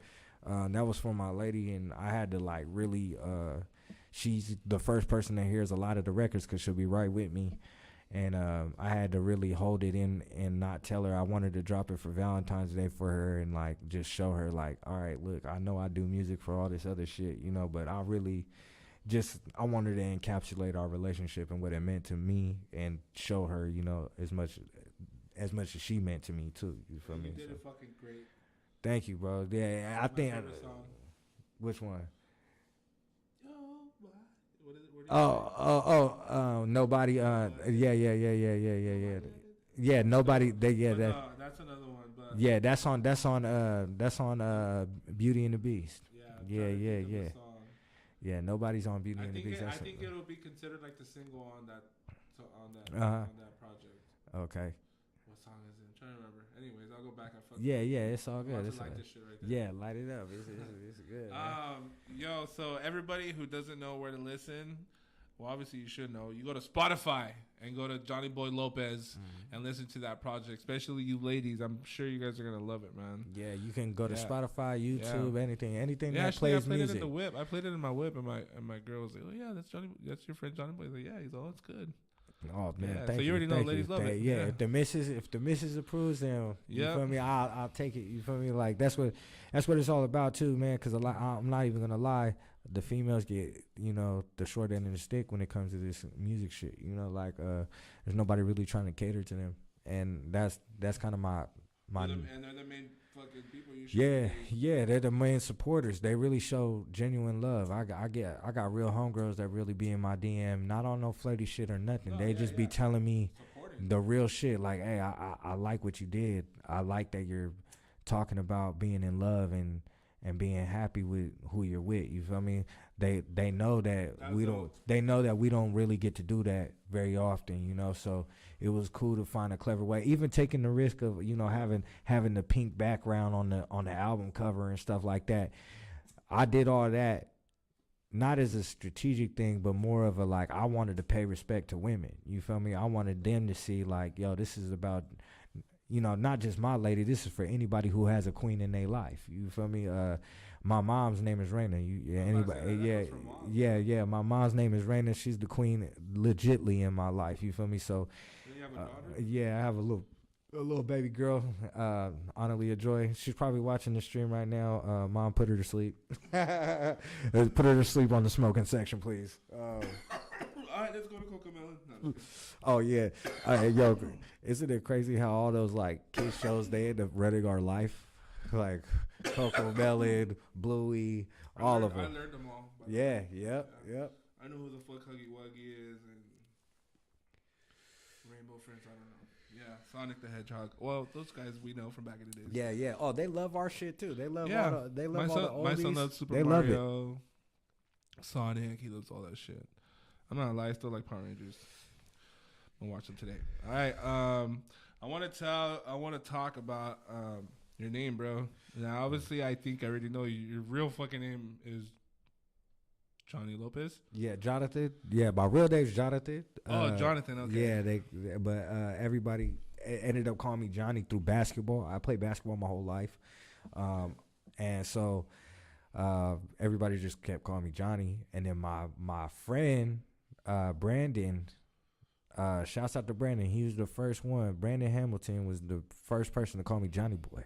He was we was just chilling one day and he was a little faded, and he goes, Johnny Boy. Every time he would see me, he'd be like, Johnny Boy, yeah. He goes, Johnny Boy. I don't know what. I was making music at that time still. Like I had songs on MySpace at that time, and and he's like, that's how he would say my name. You feel me? I don't even think I had a rap name that I was putting my songs under. I was just putting them up there for people to listen to them, with the song title, And then when he called me Johnny Boy, I was like, you know what? I'm going to start going by that. There's nobody in my city that really goes by that. So then, like everybody had real rap names, huh? Changed their name. Yeah, and I couldn't come up with nothing. I had something generic when I was a little kid. It was called, you remember that movie, You Got Served? You know how they had to do Lil Saint on there. That was a rap Okay, name. my first rap name before the movie even came out. I swear you can look. My cousins are gonna watch this interview and they're gonna laugh their asses off because I was calling myself Lil Saint like before the movie, and then he came out, and then you know how the story goes for Lil Saint in the movie. Little kid got murked in the movie. He got murked, and I was like, oh no, I ain't trying to be Lil Saint. You feel me? I ain't doing that. So, like I wish I still had the notepad. Like I used to write it out. You feel me? Damn, but that's crazy that you had it first before the movie. You know? Yeah, but I just thought it was ironic that the kid was named that. You know, so that me and my cousins went back to the drawing board and we just couldn't come up with that. And so like I just kept dropping songs without like a rap name for a long time. And then yeah, like I said, my boy Brandon was like, Johnny Boy. And I started like just titling them as that. Just Johnny Boy. Just Johnny Boy at first. And then as I got older, a big thing with me is like I lived in a Latino household my whole life. You feel me? I don't know my biological father who's black and white, so I never really grew up with his culture at all. You know, so So your mom being the full Mexican? Yeah, my mom's full Mexican, and like I said, she's Americanized, but then obviously I'm even more, Yeah, you know. The roots are still there. But yeah, oh yeah, for sure. Like my mom would still put me on game, but like I said, it's kind of like a trickle down effect. By the time it gets to me, it's a little Especially bit. if you ate beans as a kid, bro. Yeah. Oh yeah, for sure. It was The more every beans day. you ate as a kid, the more Mexican. I'm telling you, every day you waking up every day at my grandma's house is beans, rice, papas, eggs, salsa. That's it. That's how we started every single fucking morning. I swear on everything. Like, oh my god, R.I.P. to my grandma Dell, bro. Oh my gosh, she would. I'm telling you, she would make the best food every day. You wake up, you couldn't wait to eat her food, bro. Like that was the best part about living under my grandma's household was the fact that you knew you about to get some homemade. That's where I went to last time. That was your grandma's house, the one that cuts. No. That one, that's the homie's house. That's the homie spot right there. No, I'm talking about on 9th Street. Yeah, on 9th Street when I lived there as a kid. Yeah. This is my great grandmother's house. She was basically the head of all the family. You feel me?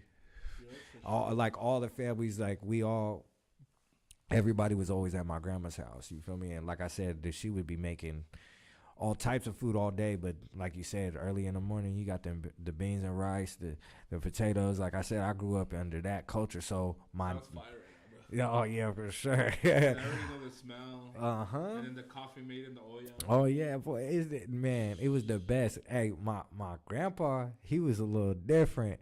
He used to put coffee in his cornflakes, bro. I be telling people about that, they be like, huh? And I be like, bro, I swear, I don't know. He was on some different shit. You know? That sounds a low key fire. It like now that I'm older, it does. But when I was a kid, I used to think like, what is he doing? Like, you know, like no, yeah. Coffee or coffee with milk? Well, see him, he was like I said, he was a little different. He wasn't even he was 89 when he passed away. You feel me? I'm in the 5th grade, so like he was different. And he was the one that came from Mexico, so his coffee was straight strong. Like, but he was just, I don't know, he was just such a G with it. He was like, fuck milk, I want this coffee. Like he would eat his cornflakes like that, just.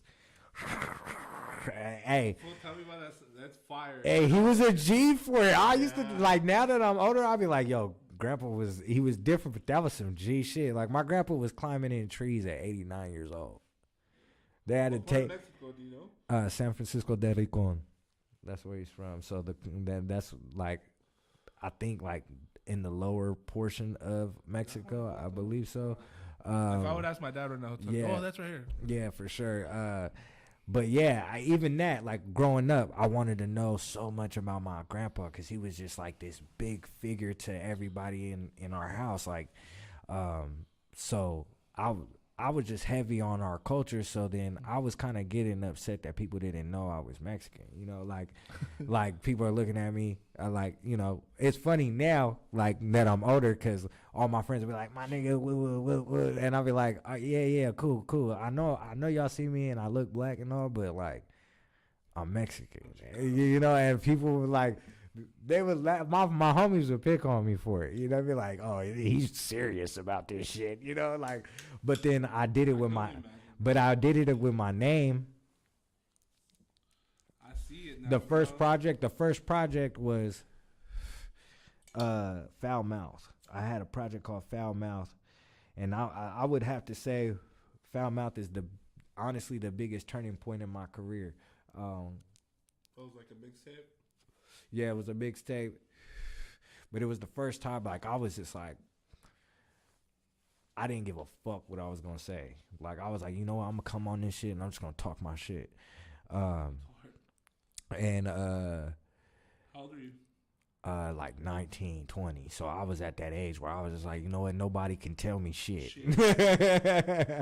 So that's how I felt. Like I was like, you know what, I'm finna turn up on this one, you know. And I had a little fire under me just because you know how it is when you're an artist. You just want to prove yourself. You want people to start taking you serious. And at that time, I was. By that you mean other rappers? Yeah, of course. You want other artists to take you serious. You want to be accepted amongst your peers. You feel me?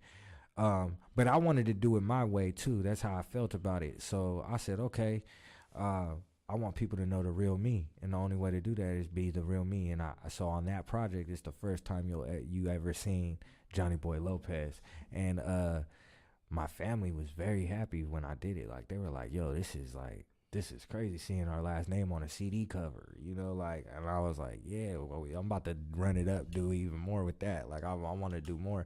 And I still feel like I could be doing more, you know, as far as like putting it out there. Like, that's my last name is my legacy. So I want people to eventually, you know, when they think of the greatest Lopez's in the world, I want to be on that list, you know, one day, hopefully. Damn. Because there's like George Lopez and fucking Jennifer Lopez. I was about to say killing that, it. fool.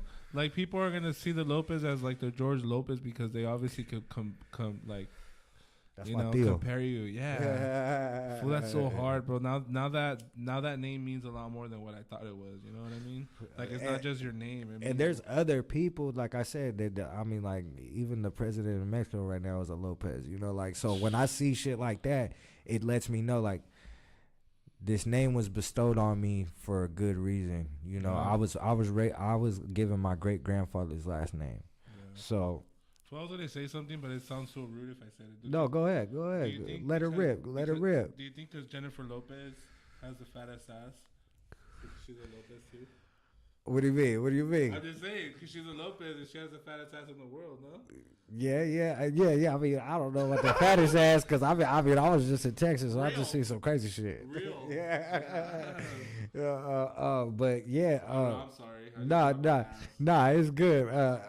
Honestly though, she we were just talking about that recently. We were like, Jennifer Lopez is still bad after like fucking like 30 years. Stripper movie?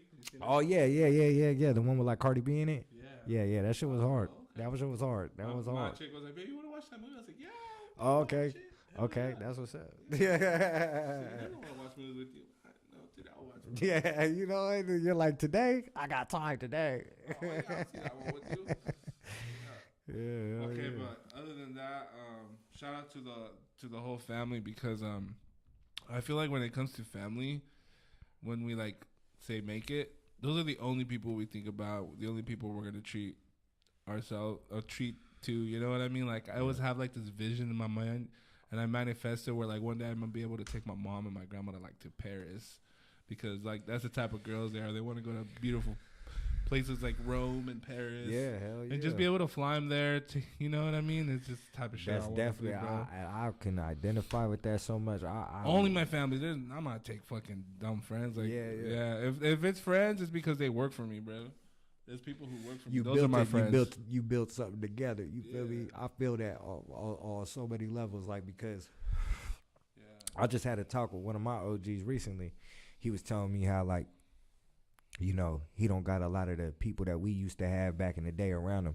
And I told him that's good, because I don't need it. You feel me? A lot of them people, like, they just want you to be in the same stagnant position. They don't want to see you grow.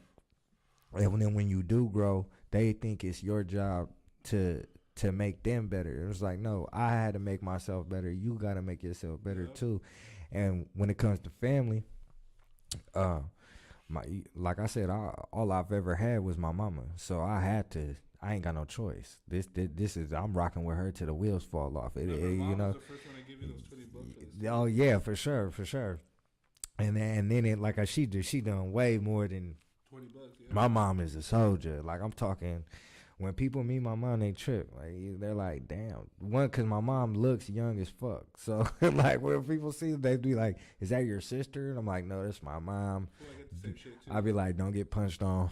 But Mom, it's been, you can ask any one of my homies. I done got in hella fights because of my mama, just because of how beautiful she is. You feel me? So like, I don't, that's one thing I don't play with. You feel me? I don't play about my mama. I don't play about any of my family really, or any of my homies for that matter. You know, if I rock with you, I'll rock with you. I'm pretty willing. Yeah. I'm willing to do whatever for you. Just thinking about punching people in the mouth. Oh Okay. yeah, oh yeah. Hey, yeah. I want to know about now that you're farther in music now. Who does all the recording and mixing and all that for you now? I mean, do you do it yourself, or do you still stick to that same studio that you've been going to? Yeah. In the beginning, I was going. It was just me and my boy got him, and then like I said, I met my boy Eli, and he was the elevator. Like to me, like he showed me. He showed me how to engineer for real. Like I was engineering by myself, and he even told me it was the project Foul Mouth. I had mixed that whole thing. He goes, man, this is dope. I'm just gonna master it for you. I said, all right, cool. So he just getting the blessing from him that he liked my mix.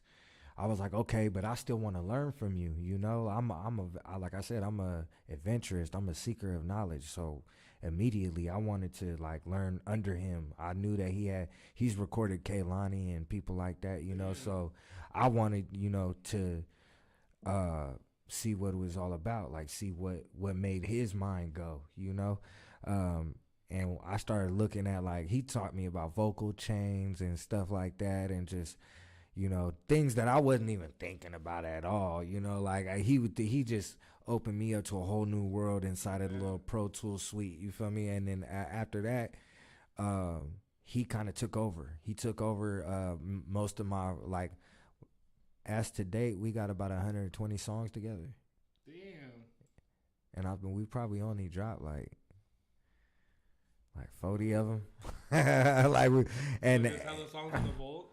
A lot of songs in the vault for projects that are already done.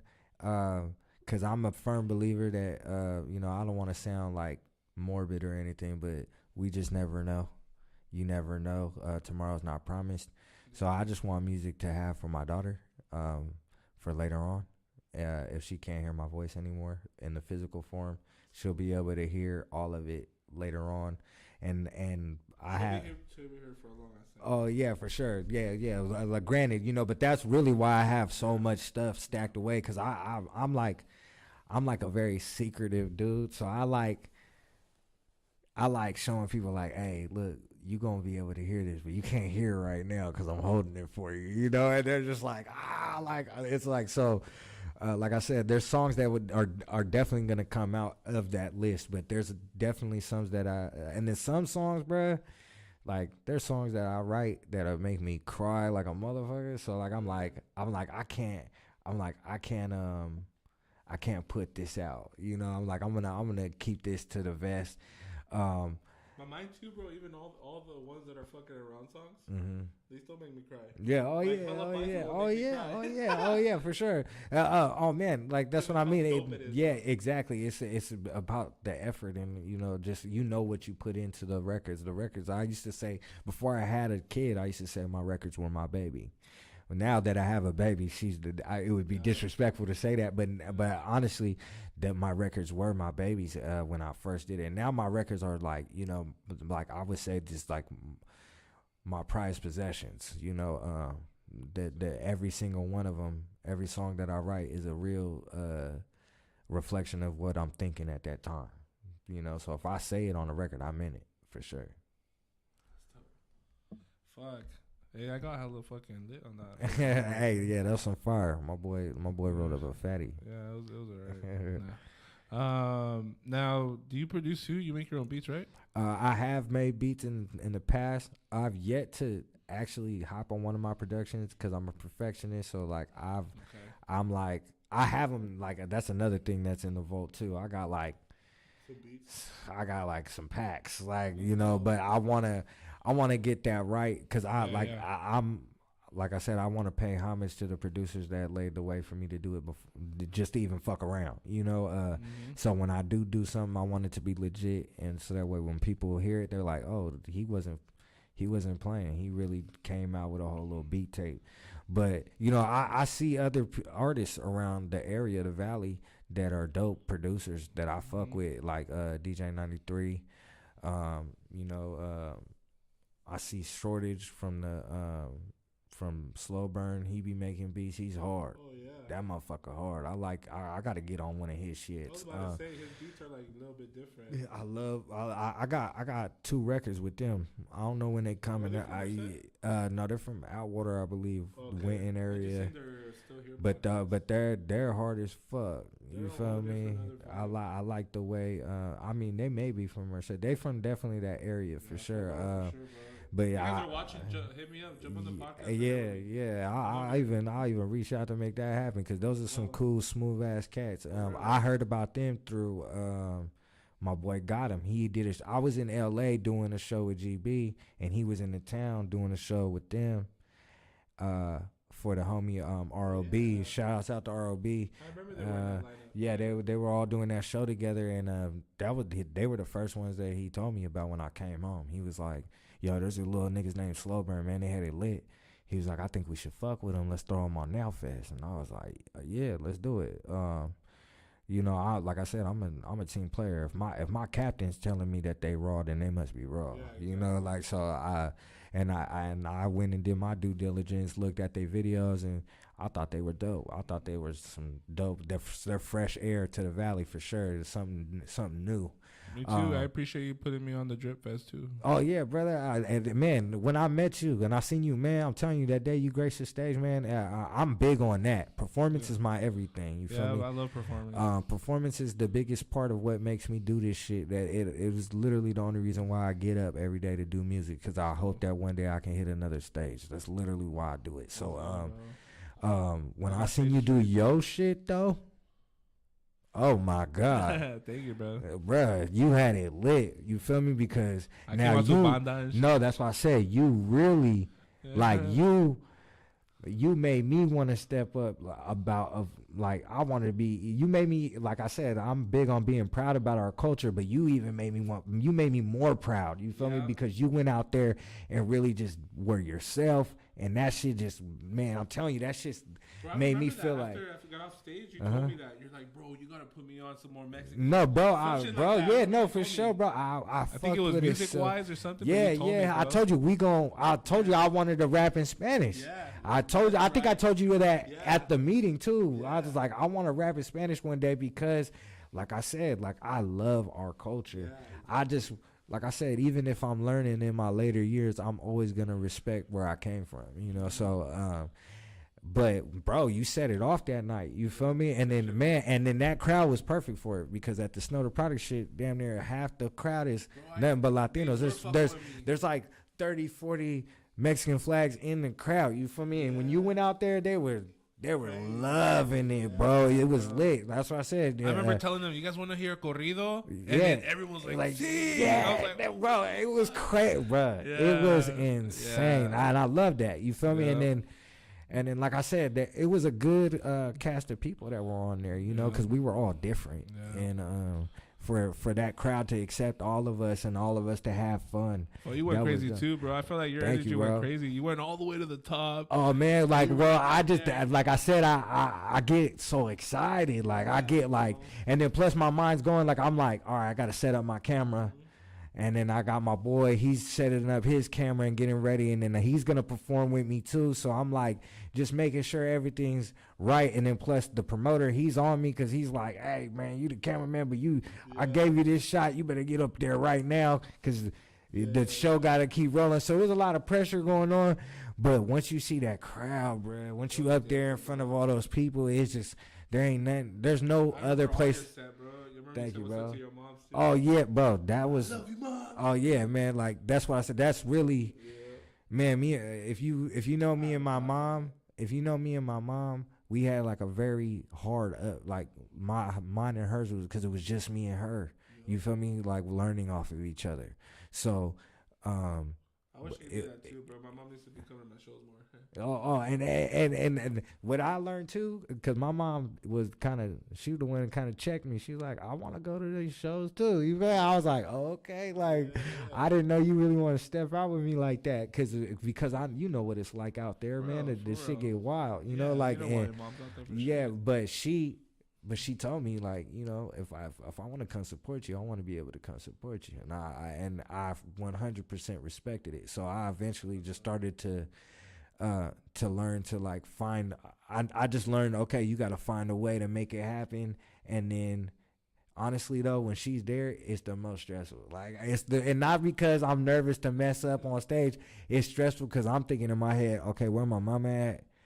I've been blessed in times where like I've had like my own security staff at times. So like I would just put my security staff around her.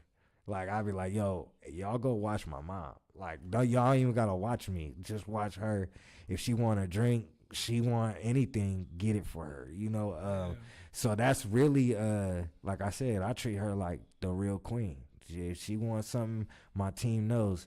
You better get it from my mom, because I don't want to have to flip out on nobody. Like, yeah, man. So, crazy, yeah, oh, yeah, man. I love, like I said, it's all out of love, though. Yeah. You know. Hey, so besides all that, you're not signed, right? No, I started my own. Yeah, I started my own label when I was young. With Gotham, called Now Generation. So what is that necessarily? Is that like a label, or is it? Yeah, we're our own little independent label. We've been rocking since 2010. Okay, and what does that stand for? Now Generation was just like at that time. Okay, so how the birth of Now Generation happened was.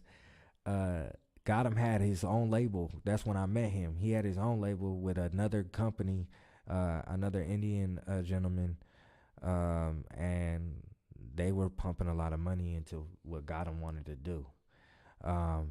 For whatever reason, they ended up having a falling out, and the guy just basically said, I'm not working with you no more. And he tried to recruit me, and I was like, I'm rocking with Gotham. You feel me? That's my brother. I'm rocking with Gotham. So then he just kind of said, well, then fuck y'all. Straight up. And we kind of reciprocated the message. We was just like, well, fuck you too. And then at that time, I was heavily into Wiz. It's like 2009, 2010. So Wiz is on top of the world. Wiz Khalifa's on top of the world at this time. Yeah, this is like, he's peak Wiz. And I just remember got him telling me, you need something like how he has Taylor Gang. And my partners, we all were just high one day, and we was like, we the Now Generation. And it just stuck. And then everyone just kept calling us Now Gen at school, because this is like my senior year. Okay. So everybody's like, that's them Now Gen boys. You feel me? Like, that's what they used to call us, you know? And then from then on, and shouts out to my niggas that I really started the Now Gen shit with, like my boy Bo, my boy Mikey 47, Fish, Brandon, Dwayne. Those are like the roots of this Now Gen shit. I'm talking about my brother. Yeah, it's 2 O's, NOOWGEN. That's Now Gen, and then it's Now. If you want to do the long one, it's Generation. But yeah, those were the homies that were there. And there's my boy Manny, can't forget Manny. My boy Scuba, Reeks, you feel me, Donnie, the whole squad like that. But that's like the nucleus. And then me and Gotham just kind of we started chefing it out like into artists. And my boy Ronnie, my boy Cruh. Yeah, I'm telling you, I had like a fat ass crew. You feel me? No, yeah, and but you know, we all got our own lives now. You know, my homies weren't rappers. You feel me? My homies were into other shit. You feel me? I just so happened to be the rapper. But they were the ones that were doing the footwork with me. You know, they were the ones like pushing me and motivating me and getting me, like telling me, no, you can do it. You feel me? It started with all them. Like I said, then life happens. We all start having kids and shit. Yeah. So then you start seeing less of them, and you start becoming a stronger unit with the guys you got around you. Like I said, now it's me, Reeks, Gotham, Scuba, and Donnie. That's the 5 of us. That's the label. We've been working together now for 10 years straight. Just really, like I said, to this day, all you guys- yeah, all of us. You feel me? That's why if you see us out together, all 5 of us, that's something rare now because, like I said, even with us 5, we already. This is the thing that got them taught us all. You gotta respect that everybody has a real life. Some people don't want to do this shit. Like I want to do this shit every day. I'll do an interview with somebody every day, and I will shoot the shit and like all the shit. I love this. All of them don't actually love that. They love making music. They love going on stage, but sometimes they might not love some of the things that go along with it. So you might not see them pop out on certain things, you know. But with like that's why I have Now Fest. Now Fest is a time for like, okay, now we all together. You feel me? It's a party for me and my brothers and for my city, for us all to get to kick it at least one time a year, you know, because like I said, everybody got regular lives, regular jobs, regular everything. You feel even me and Gotham, we have regular jobs, 9 to 5s, plus doing this shit. That's what keeps the thing going, you know. Fuck. I think when I first met your other boy got him too, because I mean I didn't meet him like it was just more like a dab up and what's up. But then like the way you guys were running the show, the Drip Fest, and there's something else I went to too. I forgot. Well, I think the Snow the Product show you were kind of running like the whole camp thing. Yeah. Like I think your worth ethic is like you're really dedicated to like really running everything smoothly and straight, and I think that's why like. Oh, like at the Central Valley Music Awards. Oh yeah, that was fun too. Because you were there on behalf of that GB. Was dope. Yeah. But I want to get into into the homie Ernest that invited us to that. Yeah, too, shout out Ernest, bro. He did a really good job at that production, and it was really awesome to be a part of that.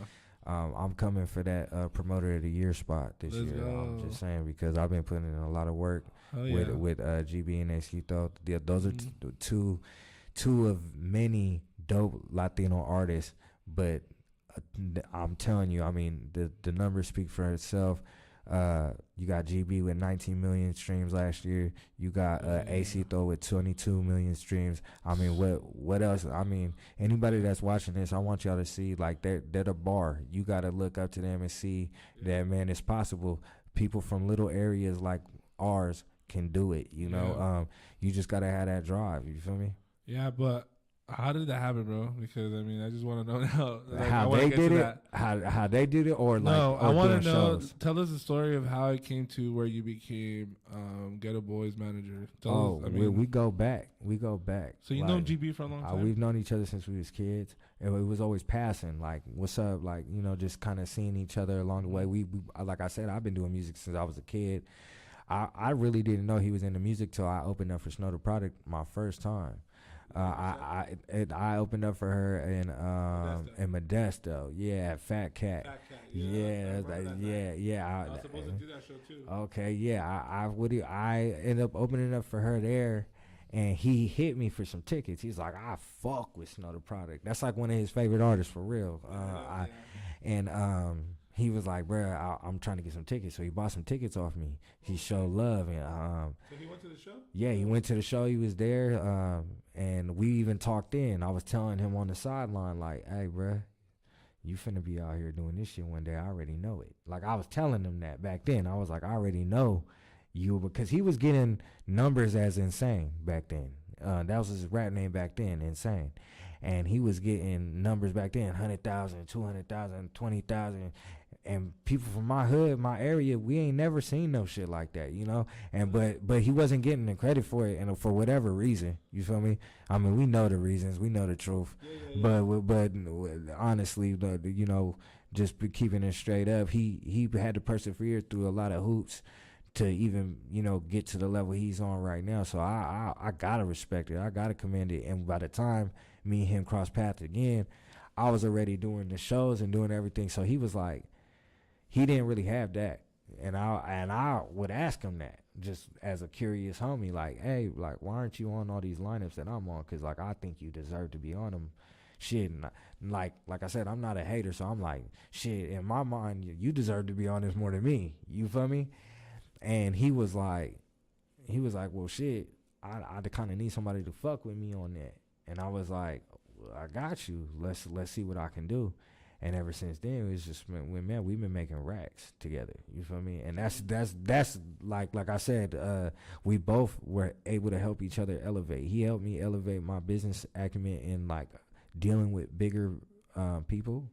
And then as far as like on a business level, like, and then I helped him just, you know, move in the doors that he didn't necessarily, I felt like he was always going to break through that door, but I helped him unlock that key with that key. You feel me? I helped him without having to kick it down. We kind of finessed it. And now it's really like, and then plus, like I said, he's a big enough artist too, where he's going to get offers regardless, whether I'm there or not. You feel me? But it's dope to have somebody on your team that genuinely cares about you. You feel me? And I definitely, I fuck with him on a personal level before I fuck with him on a business level. And that's, I can see that, bro. And then now, like I said, it's just funner now. It's just, it's icing on top that we get to experience, you know, dope shit. We just did South by Southwest together. That was dope, and, bro. And just watching him do his thing.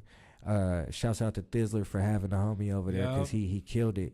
And then, you know, just meeting other people out there, like I said, just being able to network and do things bigger on a bigger scale. That's really what it's all about. It's elevations, and that's how I started working with him. And then I met Acito in Hollywood with GB one day, and he was like, "Man, I'm barely meeting you. You already got me 2 shows." And I was like, "Yeah, man." They were shooting videos out there. Yeah, they were at an event for Backpack Boys. Oh, I remember that. And I went out there, and I went out there with GB. That was like GB's first time, and he just wanted to show me like, this is what we about to get into. It's gonna be on another level, and it was.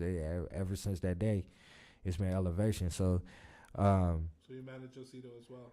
Yeah. Well, I only handle the bookings for the shows, like, and features and stuff like that. If anybody like wants to hit me up for that too, I definitely plug those in for him too.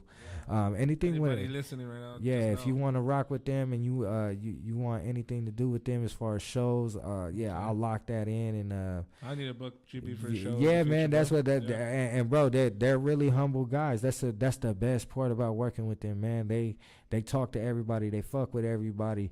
You know, it's been love everywhere we've gone, in territories that you wouldn't necessarily think they would get love. They're getting love, and that's the dopest part about it. And they're showing love too. They everywhere we've come in peace. We don't come on no bullshit. We just coming to have a good time. I love you guys came to my hometown, bro. My hometown. Oh, Rossi's was, man, bro, dope, bro. Man, hey, yeah, shout out. I'm gonna keep it lit. They started our year off right. We was ready. Like after that, it was like, okay, this is gonna be a good year. You know, we had a good experience with that. That was fun because it, honestly, like, just me personally, that was my first time being there, so I didn't know what to expect. What it was, you know, and then when we get there, it was just nothing but love. Like it was, man, like taken care of pretty much. No, it was awesome. Like, man, shouts out to Orosi, man. Y'all showed us so much love, and we gonna double back for sure. If there's ever a time where they want us to come back, we coming back. I want to say that I could feel like we could throw a show in Color Rosie, bro. Cause you know, slide out for GB. Yeah, oh yeah, man. It was, man. We was, like I said, we was really shocked on the love. Like we knew there was love, but when we actually felt it, it was on a whole nother level. I mean, like I said, as a manager, watching Acito when he walked in and like the people just flock on him, you know, as a manager, you kind of get nervous, but then you're also seeing something great. You're seeing something beautiful. You're seeing them actually being able to interact with each other on a level that they might not ever get to interact with them, you know. So that's why I always, you know, I'm very big on, you know, as long as people know that we coming in peace, there'll never be a time where the homies ain't taking pictures. The homies ain't like they took a picture with damn near everybody that came through that day, you know. And if they couldn't, I made sure, like, I was like, let's all take a big ass group picture, you know, so that way for the future, you just people can always have that. Cause I know when I'm a fan and I'm watching shit, I want to experience those things too, you know. So that's big. And then because like I said, I've been in those positions, been on stage already. I know kind of how to help them and navigate them through little things like that, because a lot of these things are new to them too. So like, I get to showcase my expertise on a different level. I don't have to necessarily be on stage for my skills to be out there. I can show them like, hey, you can do this out there, you can do this, you know, and it'll translate out there. So that's been cool to watch that too. Like, and it's been an honor, like I said, you know, serving with them, because they didn't have to put me in that position. They literally put me in it.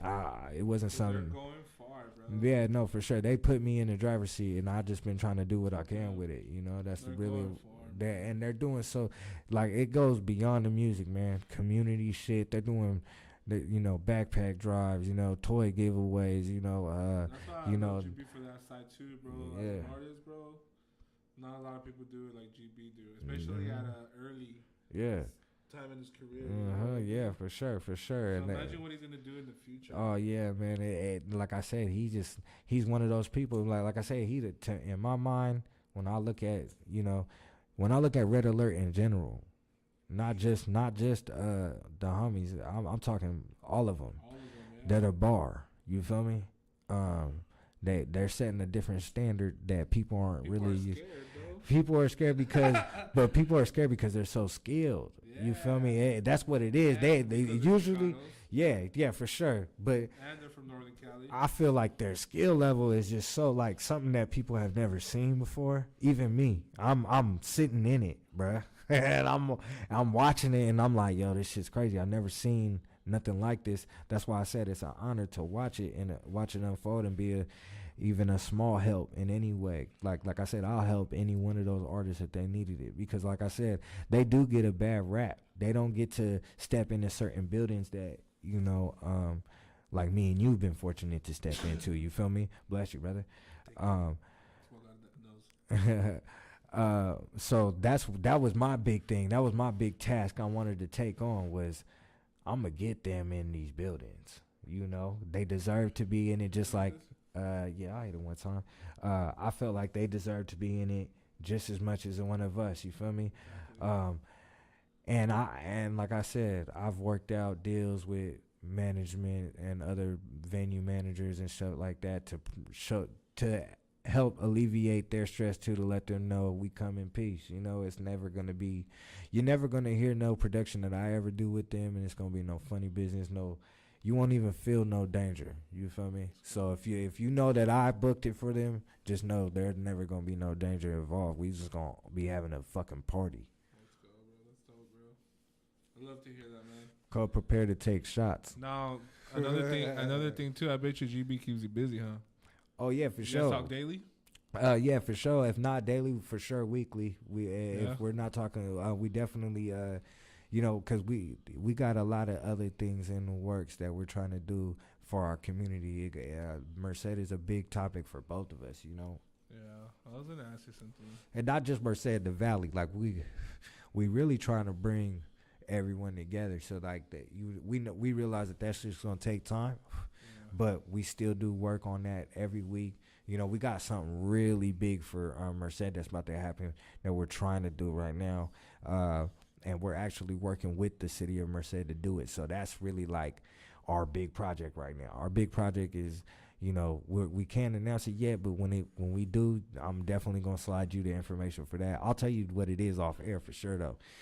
But we got something big. Can I ask you for one favor? I'm sorry. Yeah, no, it's all good. People are gonna laugh, but do you think we could call him real quick or no? Yeah, well, we could possibly we could see real quick. I'll see it though, homie. If not, it's cool. Like we could just get this part. I'll go back and edit this out. I just want to say what's up. Nah, he was. Fool, can you believe I just asked Johnny Boy to call GB right now? Hey, absurd. Nah, He's about to comment. Because I fuck with you so heavy, and that's the homie. because I fuck with you so heavy, and that's the homie. Tell him you're on Taco Tuesday. No, he knows. I told him I was gonna be doing this show. You feel me? So I told him. Tell him his number one fan. No, wait, don't tell him that. Is that pause? Nah. But 35-year-old. you never know. Is his favorite? Is his number one? If fan. he don't answer, because I know he didn't had a busy day today too. So let's see. Let's see what the homie doing. But he should answer his manager's call. If he doesn't, then it's fine. Like I said, he didn't had a long day. He was in the Bay today. That's cool. I think GB's not gonna answer. He's probably a little gotch. Yeah, it is after he 10 might p.m. be a little gotch. Nah, we're good. That's Gotch Gotti. All right. Yeah. Hey, my bad, fool. It's all right. Sorry for It's asking all that, right. boy. It's all right. Yeah, Like hey, I said, fool. he might be a little Gotch Gotti right now. You This feel is me? Johnny But- Boy interview, bro. What am I doing, fool? It's all good. Like I said, what do you call it? That it's dope. It's dope working with the homie because, like I Yeah. said, Shout out GB, bro. we are working on a lot of dope shit. You feel me? Yeah. Hey, but I want to know about. Tell us about what's next for you, bro. As in Johnny Boy Lopez projects, any videos, any shows, man. Anything you want to drop on us right now? Tell us what's next for you, brother. I'm working on a lot. Like I said, even though I got a lot more music in the vault, I still got a lot of more music that I'm gonna be dropping, and I'm constantly working on new music. And then my big thing is right now shooting this little all these videos we've been shooting. I do direct a lot of my own imagery, so that's that. Yeah, fool, you have the dope ass cameras, bro. Thank you, bro. Expensive Thank you, as bro. fuck. Thank you, bro. Yeah. I had to give up a whole arm and a leg for that, but it honestly, it's worth it. It's definitely worth it, and so that's really what the next thing is. I've been wanting to, like I said, when I do something, I try to, like, I know nothing is perfect, but I am a perfectionist, so I just try to make sure that I'm doing it right. When you get expensive equipment like that too, you want to do it right, or else why did you even get it for? So that's kind of really where I'm at with it right now. I'm just trying to do dope shit, elevate, make it look dope, and then hopefully I got a lot of new music videos dropping here soon. I grew up on Michael Jackson, so like he has some of the dopest music videos ever. If I can make even something that's a fraction of that, then that's I'm good. You feel me? Then I'll be happy. So yeah, a lot of music videos. Just expect that. Because I dropped 3 projects already in the beginning of this year, so I have plenty of content to shoot for. That's crazy. You dropped the March one? Yeah. I dropped. I dropped Welcome to the Wild West. What was that one? All red cover. And then there's March Madness 2, and then there's the My Queen project, and then I have another project called Sagittarius Sunrise. And that one's like more just like it's like a lot of love ballads and stuff like that. That one's supposed to be coming out pretty soon. Even though I just missed Sagittarius season, I'm still gonna put it out just because there was a lot of love songs and a lot of people that inspired that project that I really care about. So I'm like, that's supposed to be played at somebody's wedding. Like that's really what a lot of these songs are. So like yeah, I'm looking forward to that. People just seeing me on another level, a grown level, so be on the lookout for that. And if you want to just like check me out on anything, it's Instagram is like my big handle. That's really where you can reach me at like all times. That's on JohnnyBoyLopez on Instagram, and then Twitter, Johnny Boy Lopez as well. And then YouTube, Johnny Boy Lopez. Everything is JohnnyBoyLopez. Just like it is as a title. Yeah.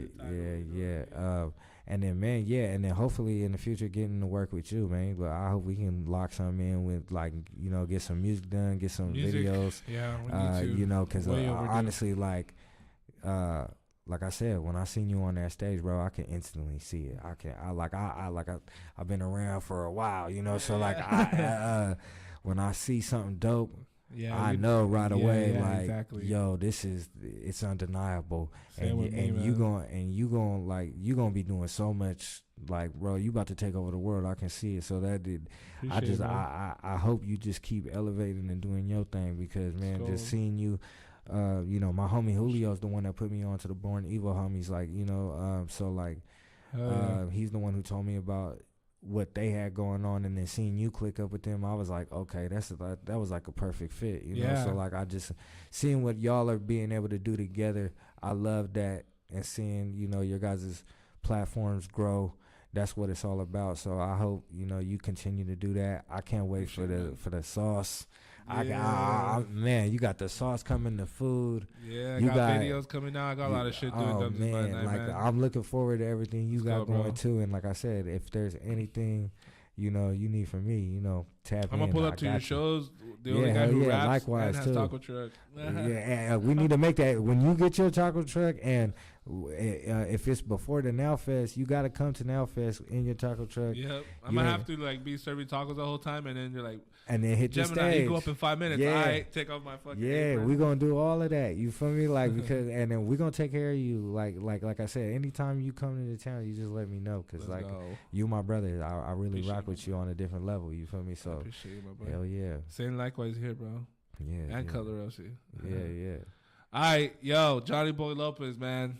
I'm gonna go into the next part of this interview. Okay. And this is called the spicy questions. Okay. Can't wait to have the fire sound effect in the Okay. background. But I'm having that. Here we go. Let me get my water then right now. Okay, so as the spicy questions, these are kind of like some, you know, funny ones, maybe, you know, some weird, but other than that, these are the spicy questions, and we're gonna get into them now.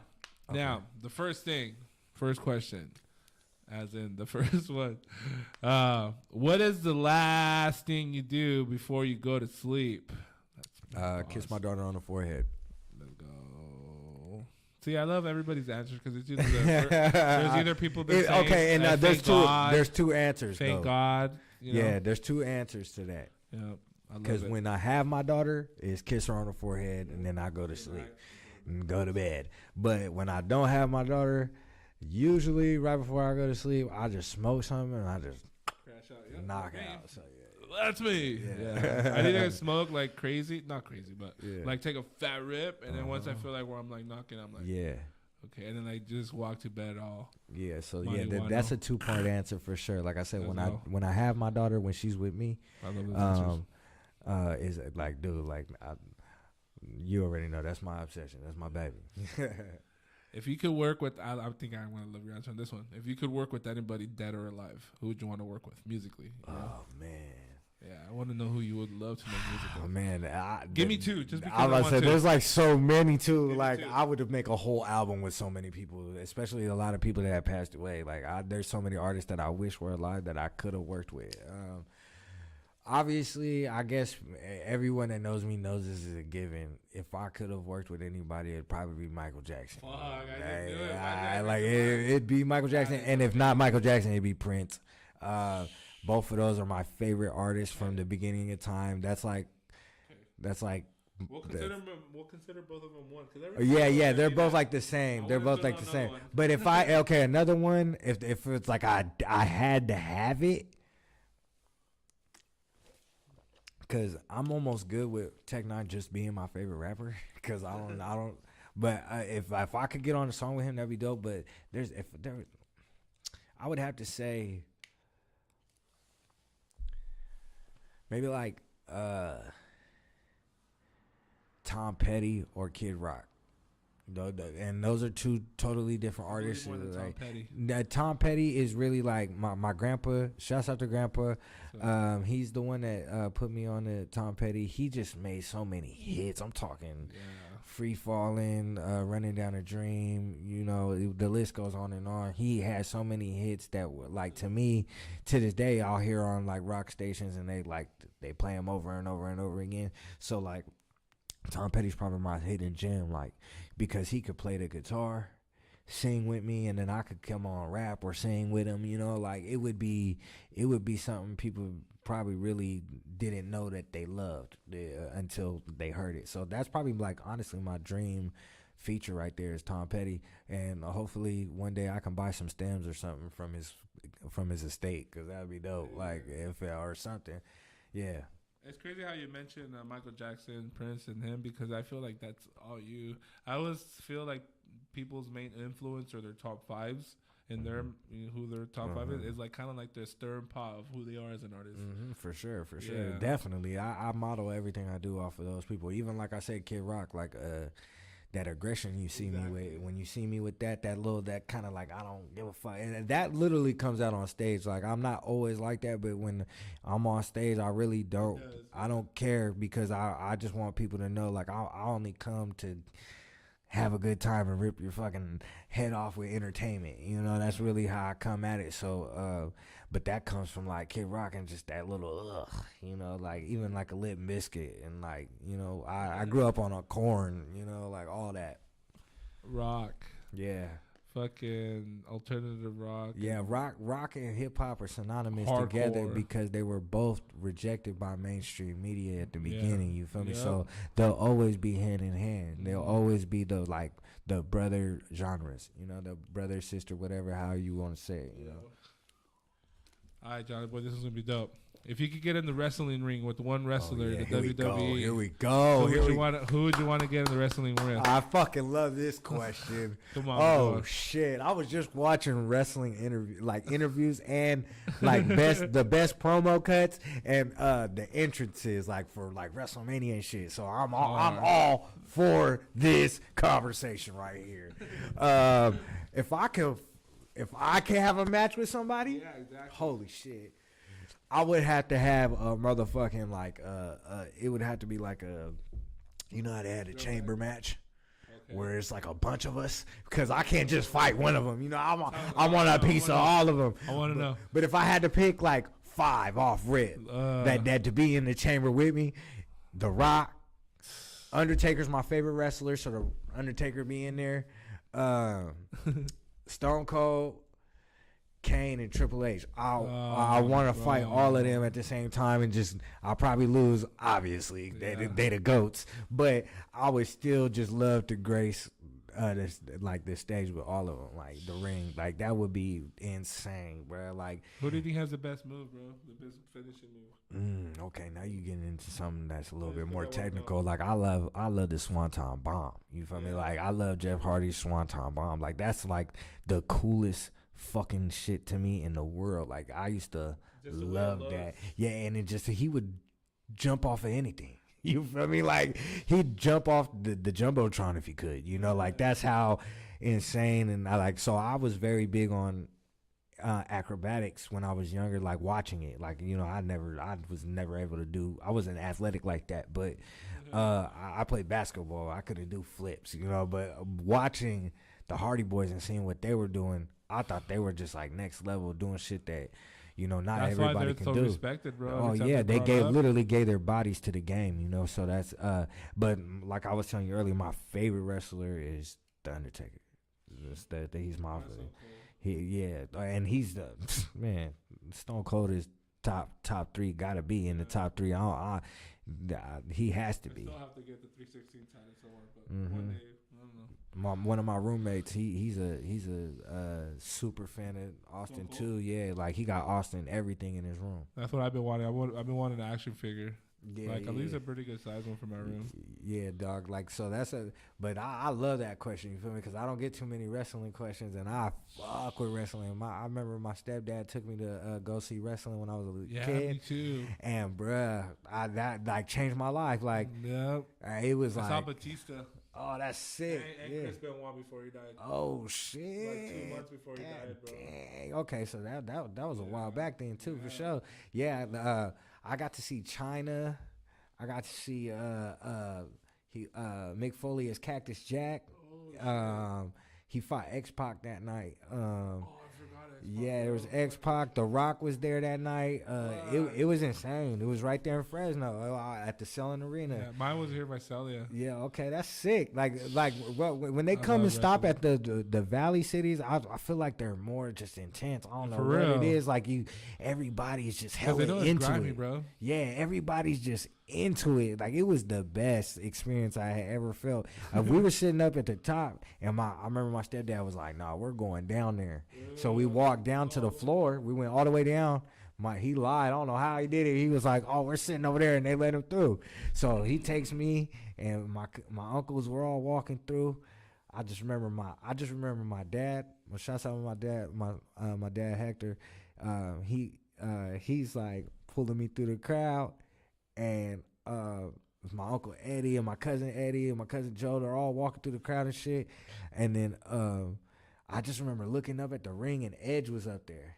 And I just remember thinking like, this motherfucker is the biggest human being I've ever seen in my life. Like, he was fucking huge, like tall as shit. I'm like, yo. That dude's fuck out. I was like, this dude is, and then the way he looked. Yeah, oh, he was fucking. He was ready to go. It was sick. They were. Did he look at him? Eye contact? No. He was actually in the match, and I was like watching it. Like I was just tripping. Like I couldn't believe he was right there in front of me. You know. Hardest motherfucker, bro. So yeah, and like I said, I love the Undertaker, and he fought Undertaker in WrestleMania. You know, so I'm big on storylines too. That's how I am with my music. The music got to have some type of storyline to it, or I won't even do it. Like where I get that from wrestling. That's just the entertainment. Wrestling was value. just so much different in the 90s. Bro. Oh man, it was the best. It was the amazing. best. I be trying to get into the new shit, but it's hard. It's hard. It's hard.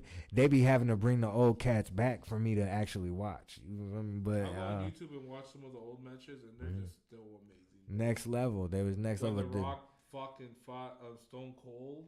Oh yeah. They had the best. They had I think The Rock and Stone Cold have the best rivalry that there ever was to me. They were so dope. They're so dope. I loved when that was probably when I think of rivalries, I think of The Rock and Stone Cold. Yeah, fuck, man. I love wrestling as much as you do. Nah. And that's sick. If you could have any car in the world, bro, and just this is the one you're gonna drive for the rest of life, only one, what car would that be? You can only drive this car for the rest of your life. My grandpa's Chevy. My grandpa has this dope ass Chevy that my uncle took over and remastered it. And if I could have any car, it'd be that, or because my uncle got it, so he probably would never give it away. Even to me, even if he gives it away, I'm probably not getting it. But or my grandma's old GMC, who I believe my other uncle has. Both people I care about a great deal. But if I could have any cars, I'd probably have those. They mean the most to me.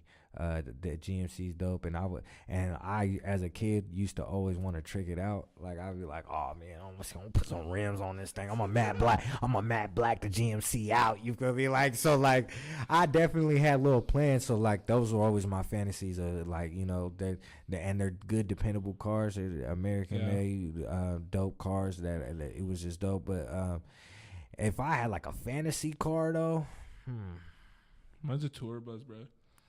That's and you'll get there. You keep on hard work. You're gonna get one of those. Cars, what are they called? Which ones? Those Benz, the new ones everybody's getting, the Benz Mercedes minivans or whatever. Oh, okay, yeah, I've seen those. Like the Sprinters. There you go. Yeah, the Sprinters. Oh yeah, those are hard. Honestly, if I had to pick though, it's another old school car. I guess there's a trend here. I like old school cars. My Theo came one day. He was dating this lady, and she came in like this old school Stingray. Man, I'll send you the picture of it. Like it's an old school Stingray. It's beautiful. I'm talking like my dad used to have one. Oh shit, yeah. I can imagine because those motherfuckers are fast and they go crazy. You know. Yeah, man. I remember just her coming. I'm like, it was this yellow, beautiful. It was like canary yellow. It was so nice. And I remember my Theo just sitting there looking like, yeah. You see, I got that little fine thing with this car right here, and I was just like, yeah, you doing it, Unc. Like I see it. You feel me? My uncle was that figure in my life too. You feel me? He was the little player. You feel me? He always had the pretty girl, nice car. You feel me? Like so. Your mom's younger brother, I'm guessing? No, this is her Theo. You feel me? So he was just like, he was the man. He's like my great uncle, but he definitely grandma's brother, right? My grandma's brother. I had him too, Yeah. That's dope, bro. Yo. So the Stingray is probably my fantasy car for sure, though. Yeah, I love that car too. But I never fit in it. I saw. Yeah, the only old car that I fit is probably like a 70 Chevy Impala, which is pretty big. Maybe a Rego, anything 70 and up. I'm about to take over my grandpa's Lincoln. My grandpa got a big body Lincoln, like it's hard town, like a town car. Oh, okay. It's a big ass one. Like it was funny because I was just telling a friend of mine I wanted to shoot a music video in it, and then he just recently approached me after my grandma just passed away in December, and he was like, "You want to take over the town car?" I was like, "What? Like that's big." Like I said, like I was shocked he even wanted me to take over with that. You feel me? So like. Yeah, I want a lowrider too, bro. Yeah, not a lowrider, just at least something stock. Yeah, and just have a little slapper in it. Yeah. You know, a little slap. And it's crazy because I never really honestly I didn't drive till I was 26. So I was never learn to drive or get your license or actually learn to drive or nothing. Like you feel me? Like I was going to shows purely off like in the beginning like taxis and like or rides from the homie or like you feel me? My manager. At the time, I was young when I first started, so obviously I had to get rides in the beginning. But then as I started getting older, I just started mastering, like, going on the train and Uber and shit like that. So, like, I was doing that for a long time. Like, there wasn't no need for me to really get a car. And then when I had 26 is when I had my baby. And then that's why I was like, all right. I remember my BM was like, well, what are you going to do when we have to take her to the doctor? And I was like, oh, shit, you right. Or what are you going to do when you want to go to one of her basketball games or something like that? And I started thinking more about it like, okay, you right. I definitely got to step it up. And then that's what I did. I learned to drive right then and there. I knew I was like, okay, if I'm and then it's crazy because I drove her to the hospital. And I only had drove like maybe 2 times in my life. And then I had to drive her to the hospital in the middle of the night. And I was scared as fuck. It was foggy. Like baby was already coming out. You got to drive. She literally was like, it's time. And I'm like, what? I'm like, and it's 3:00 in the morning. And she's like, it's time. And I got to drive all the way to Turlock from Merced. So I'm like, oh, shit. That's where the hospital's at or what? That's where we had her registered at. So she was like, so she wanted to go over there. Yeah, we had to go there because that's where her doctor's at. Yeah. So we went there and yeah, bro, it was crazy. It was one crazy night. And I was like, this is my 3rd time driving and I got to make sure she get there safe so my baby's safe, you know, like it was a lot of pressure, but I mean, it was one of the most craziest rides I ever had in my life for sure. And now you're a fucking badass dad, and you pretty much. And thank you, bro. I appreciate that. I appreciate that. Like I said, that's the best part about this shit is being like a girl dad, a dad in general. You know, if you got a girl or a boy, it's a blessing nonetheless. But I'm definitely learning a lot being a girl dad. I'm learning something.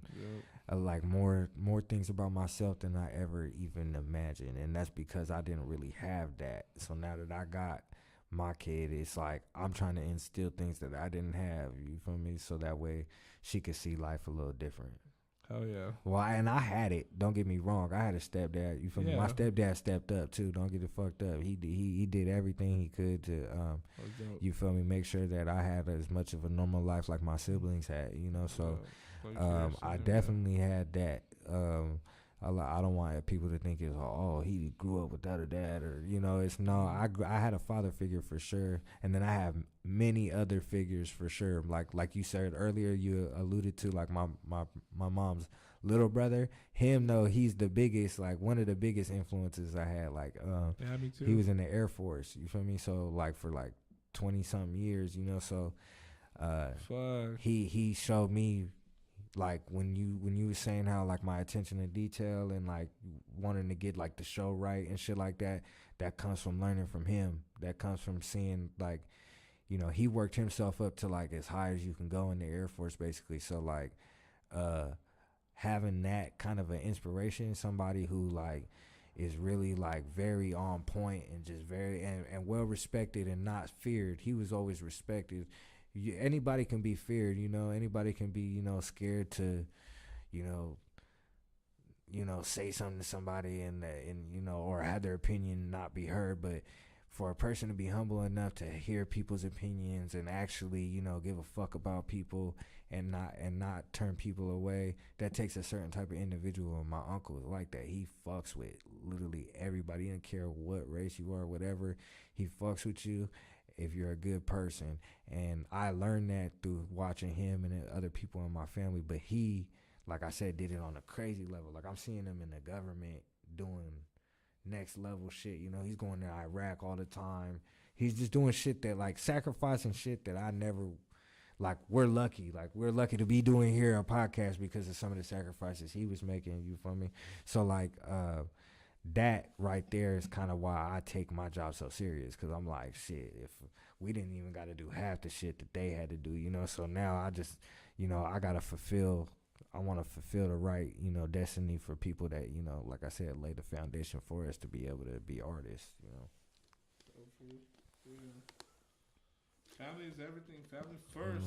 Fuck, man. Hey, yo, everybody who is watching right now, even if you guys are not watching live, I know you guys are still tuning in here with Taco Tuesday. Hey. And, man, my boy Johnny Boy Lopez, man, that was a great story, man. We got to hear more about, you know, who he is, and definitely, you know, family man to the fullest, bro. At the same time, being a dope artist, you know, somebody not to be fucked with, you know.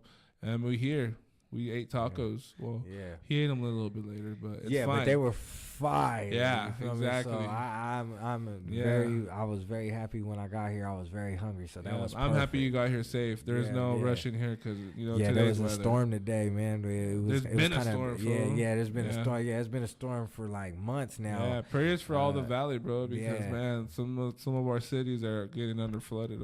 My hometown was underwater.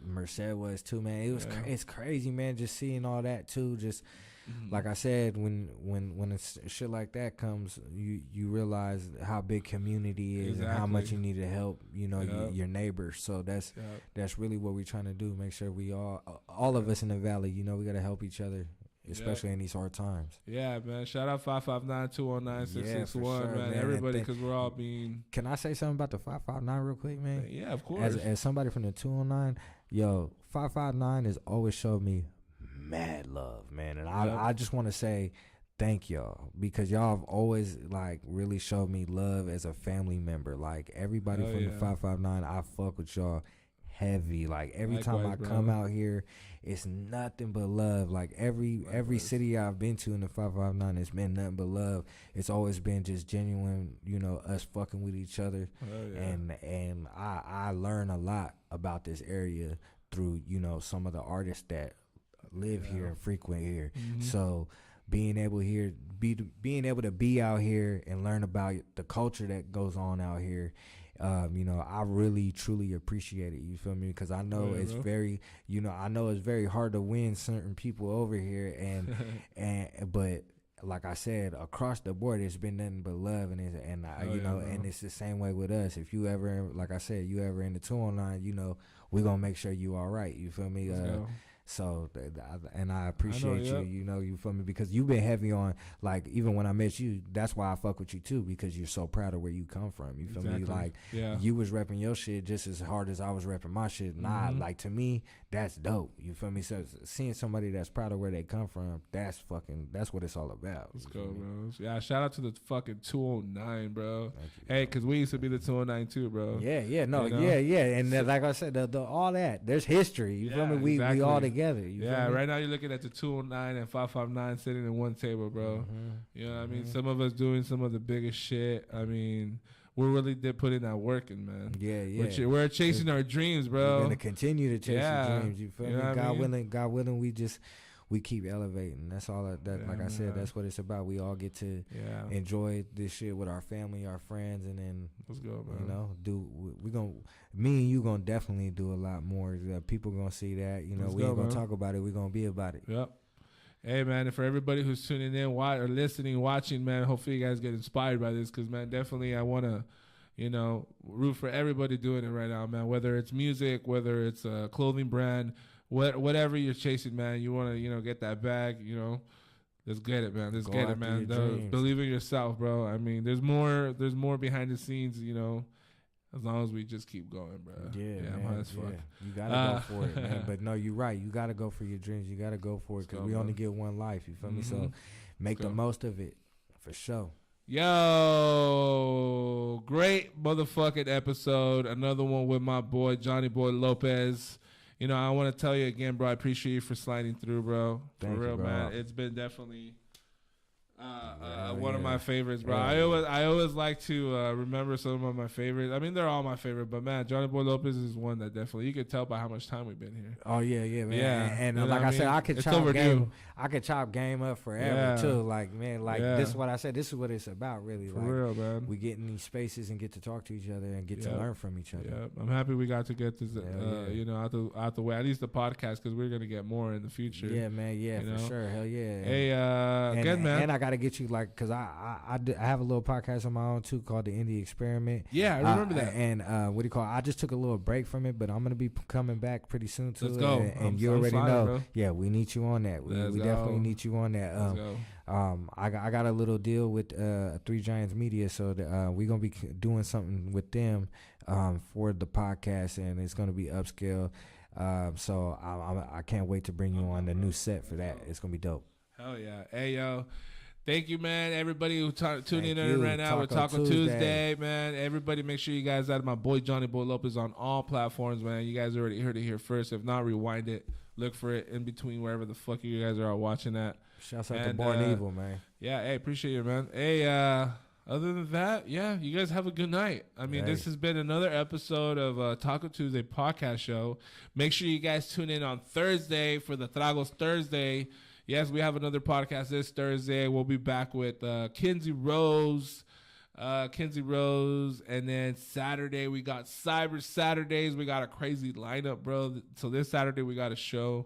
It's gonna be amazing. It's gonna be dope. You know, we're gonna have a blast like always when it comes out to the Cyber Saturdays, man. We have a great time, and yeah, probably another season, evil season. You guys might see another episode coming soon from us.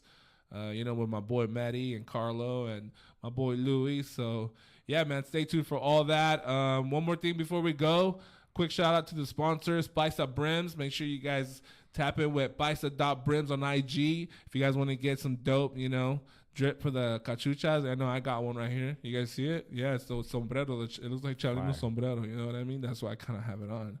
And also shout out to Hella Paisa. Go to hellapaisa.com if you guys want to get some Hella Paisa merch. Do I have Hella Paisa on right now? I do.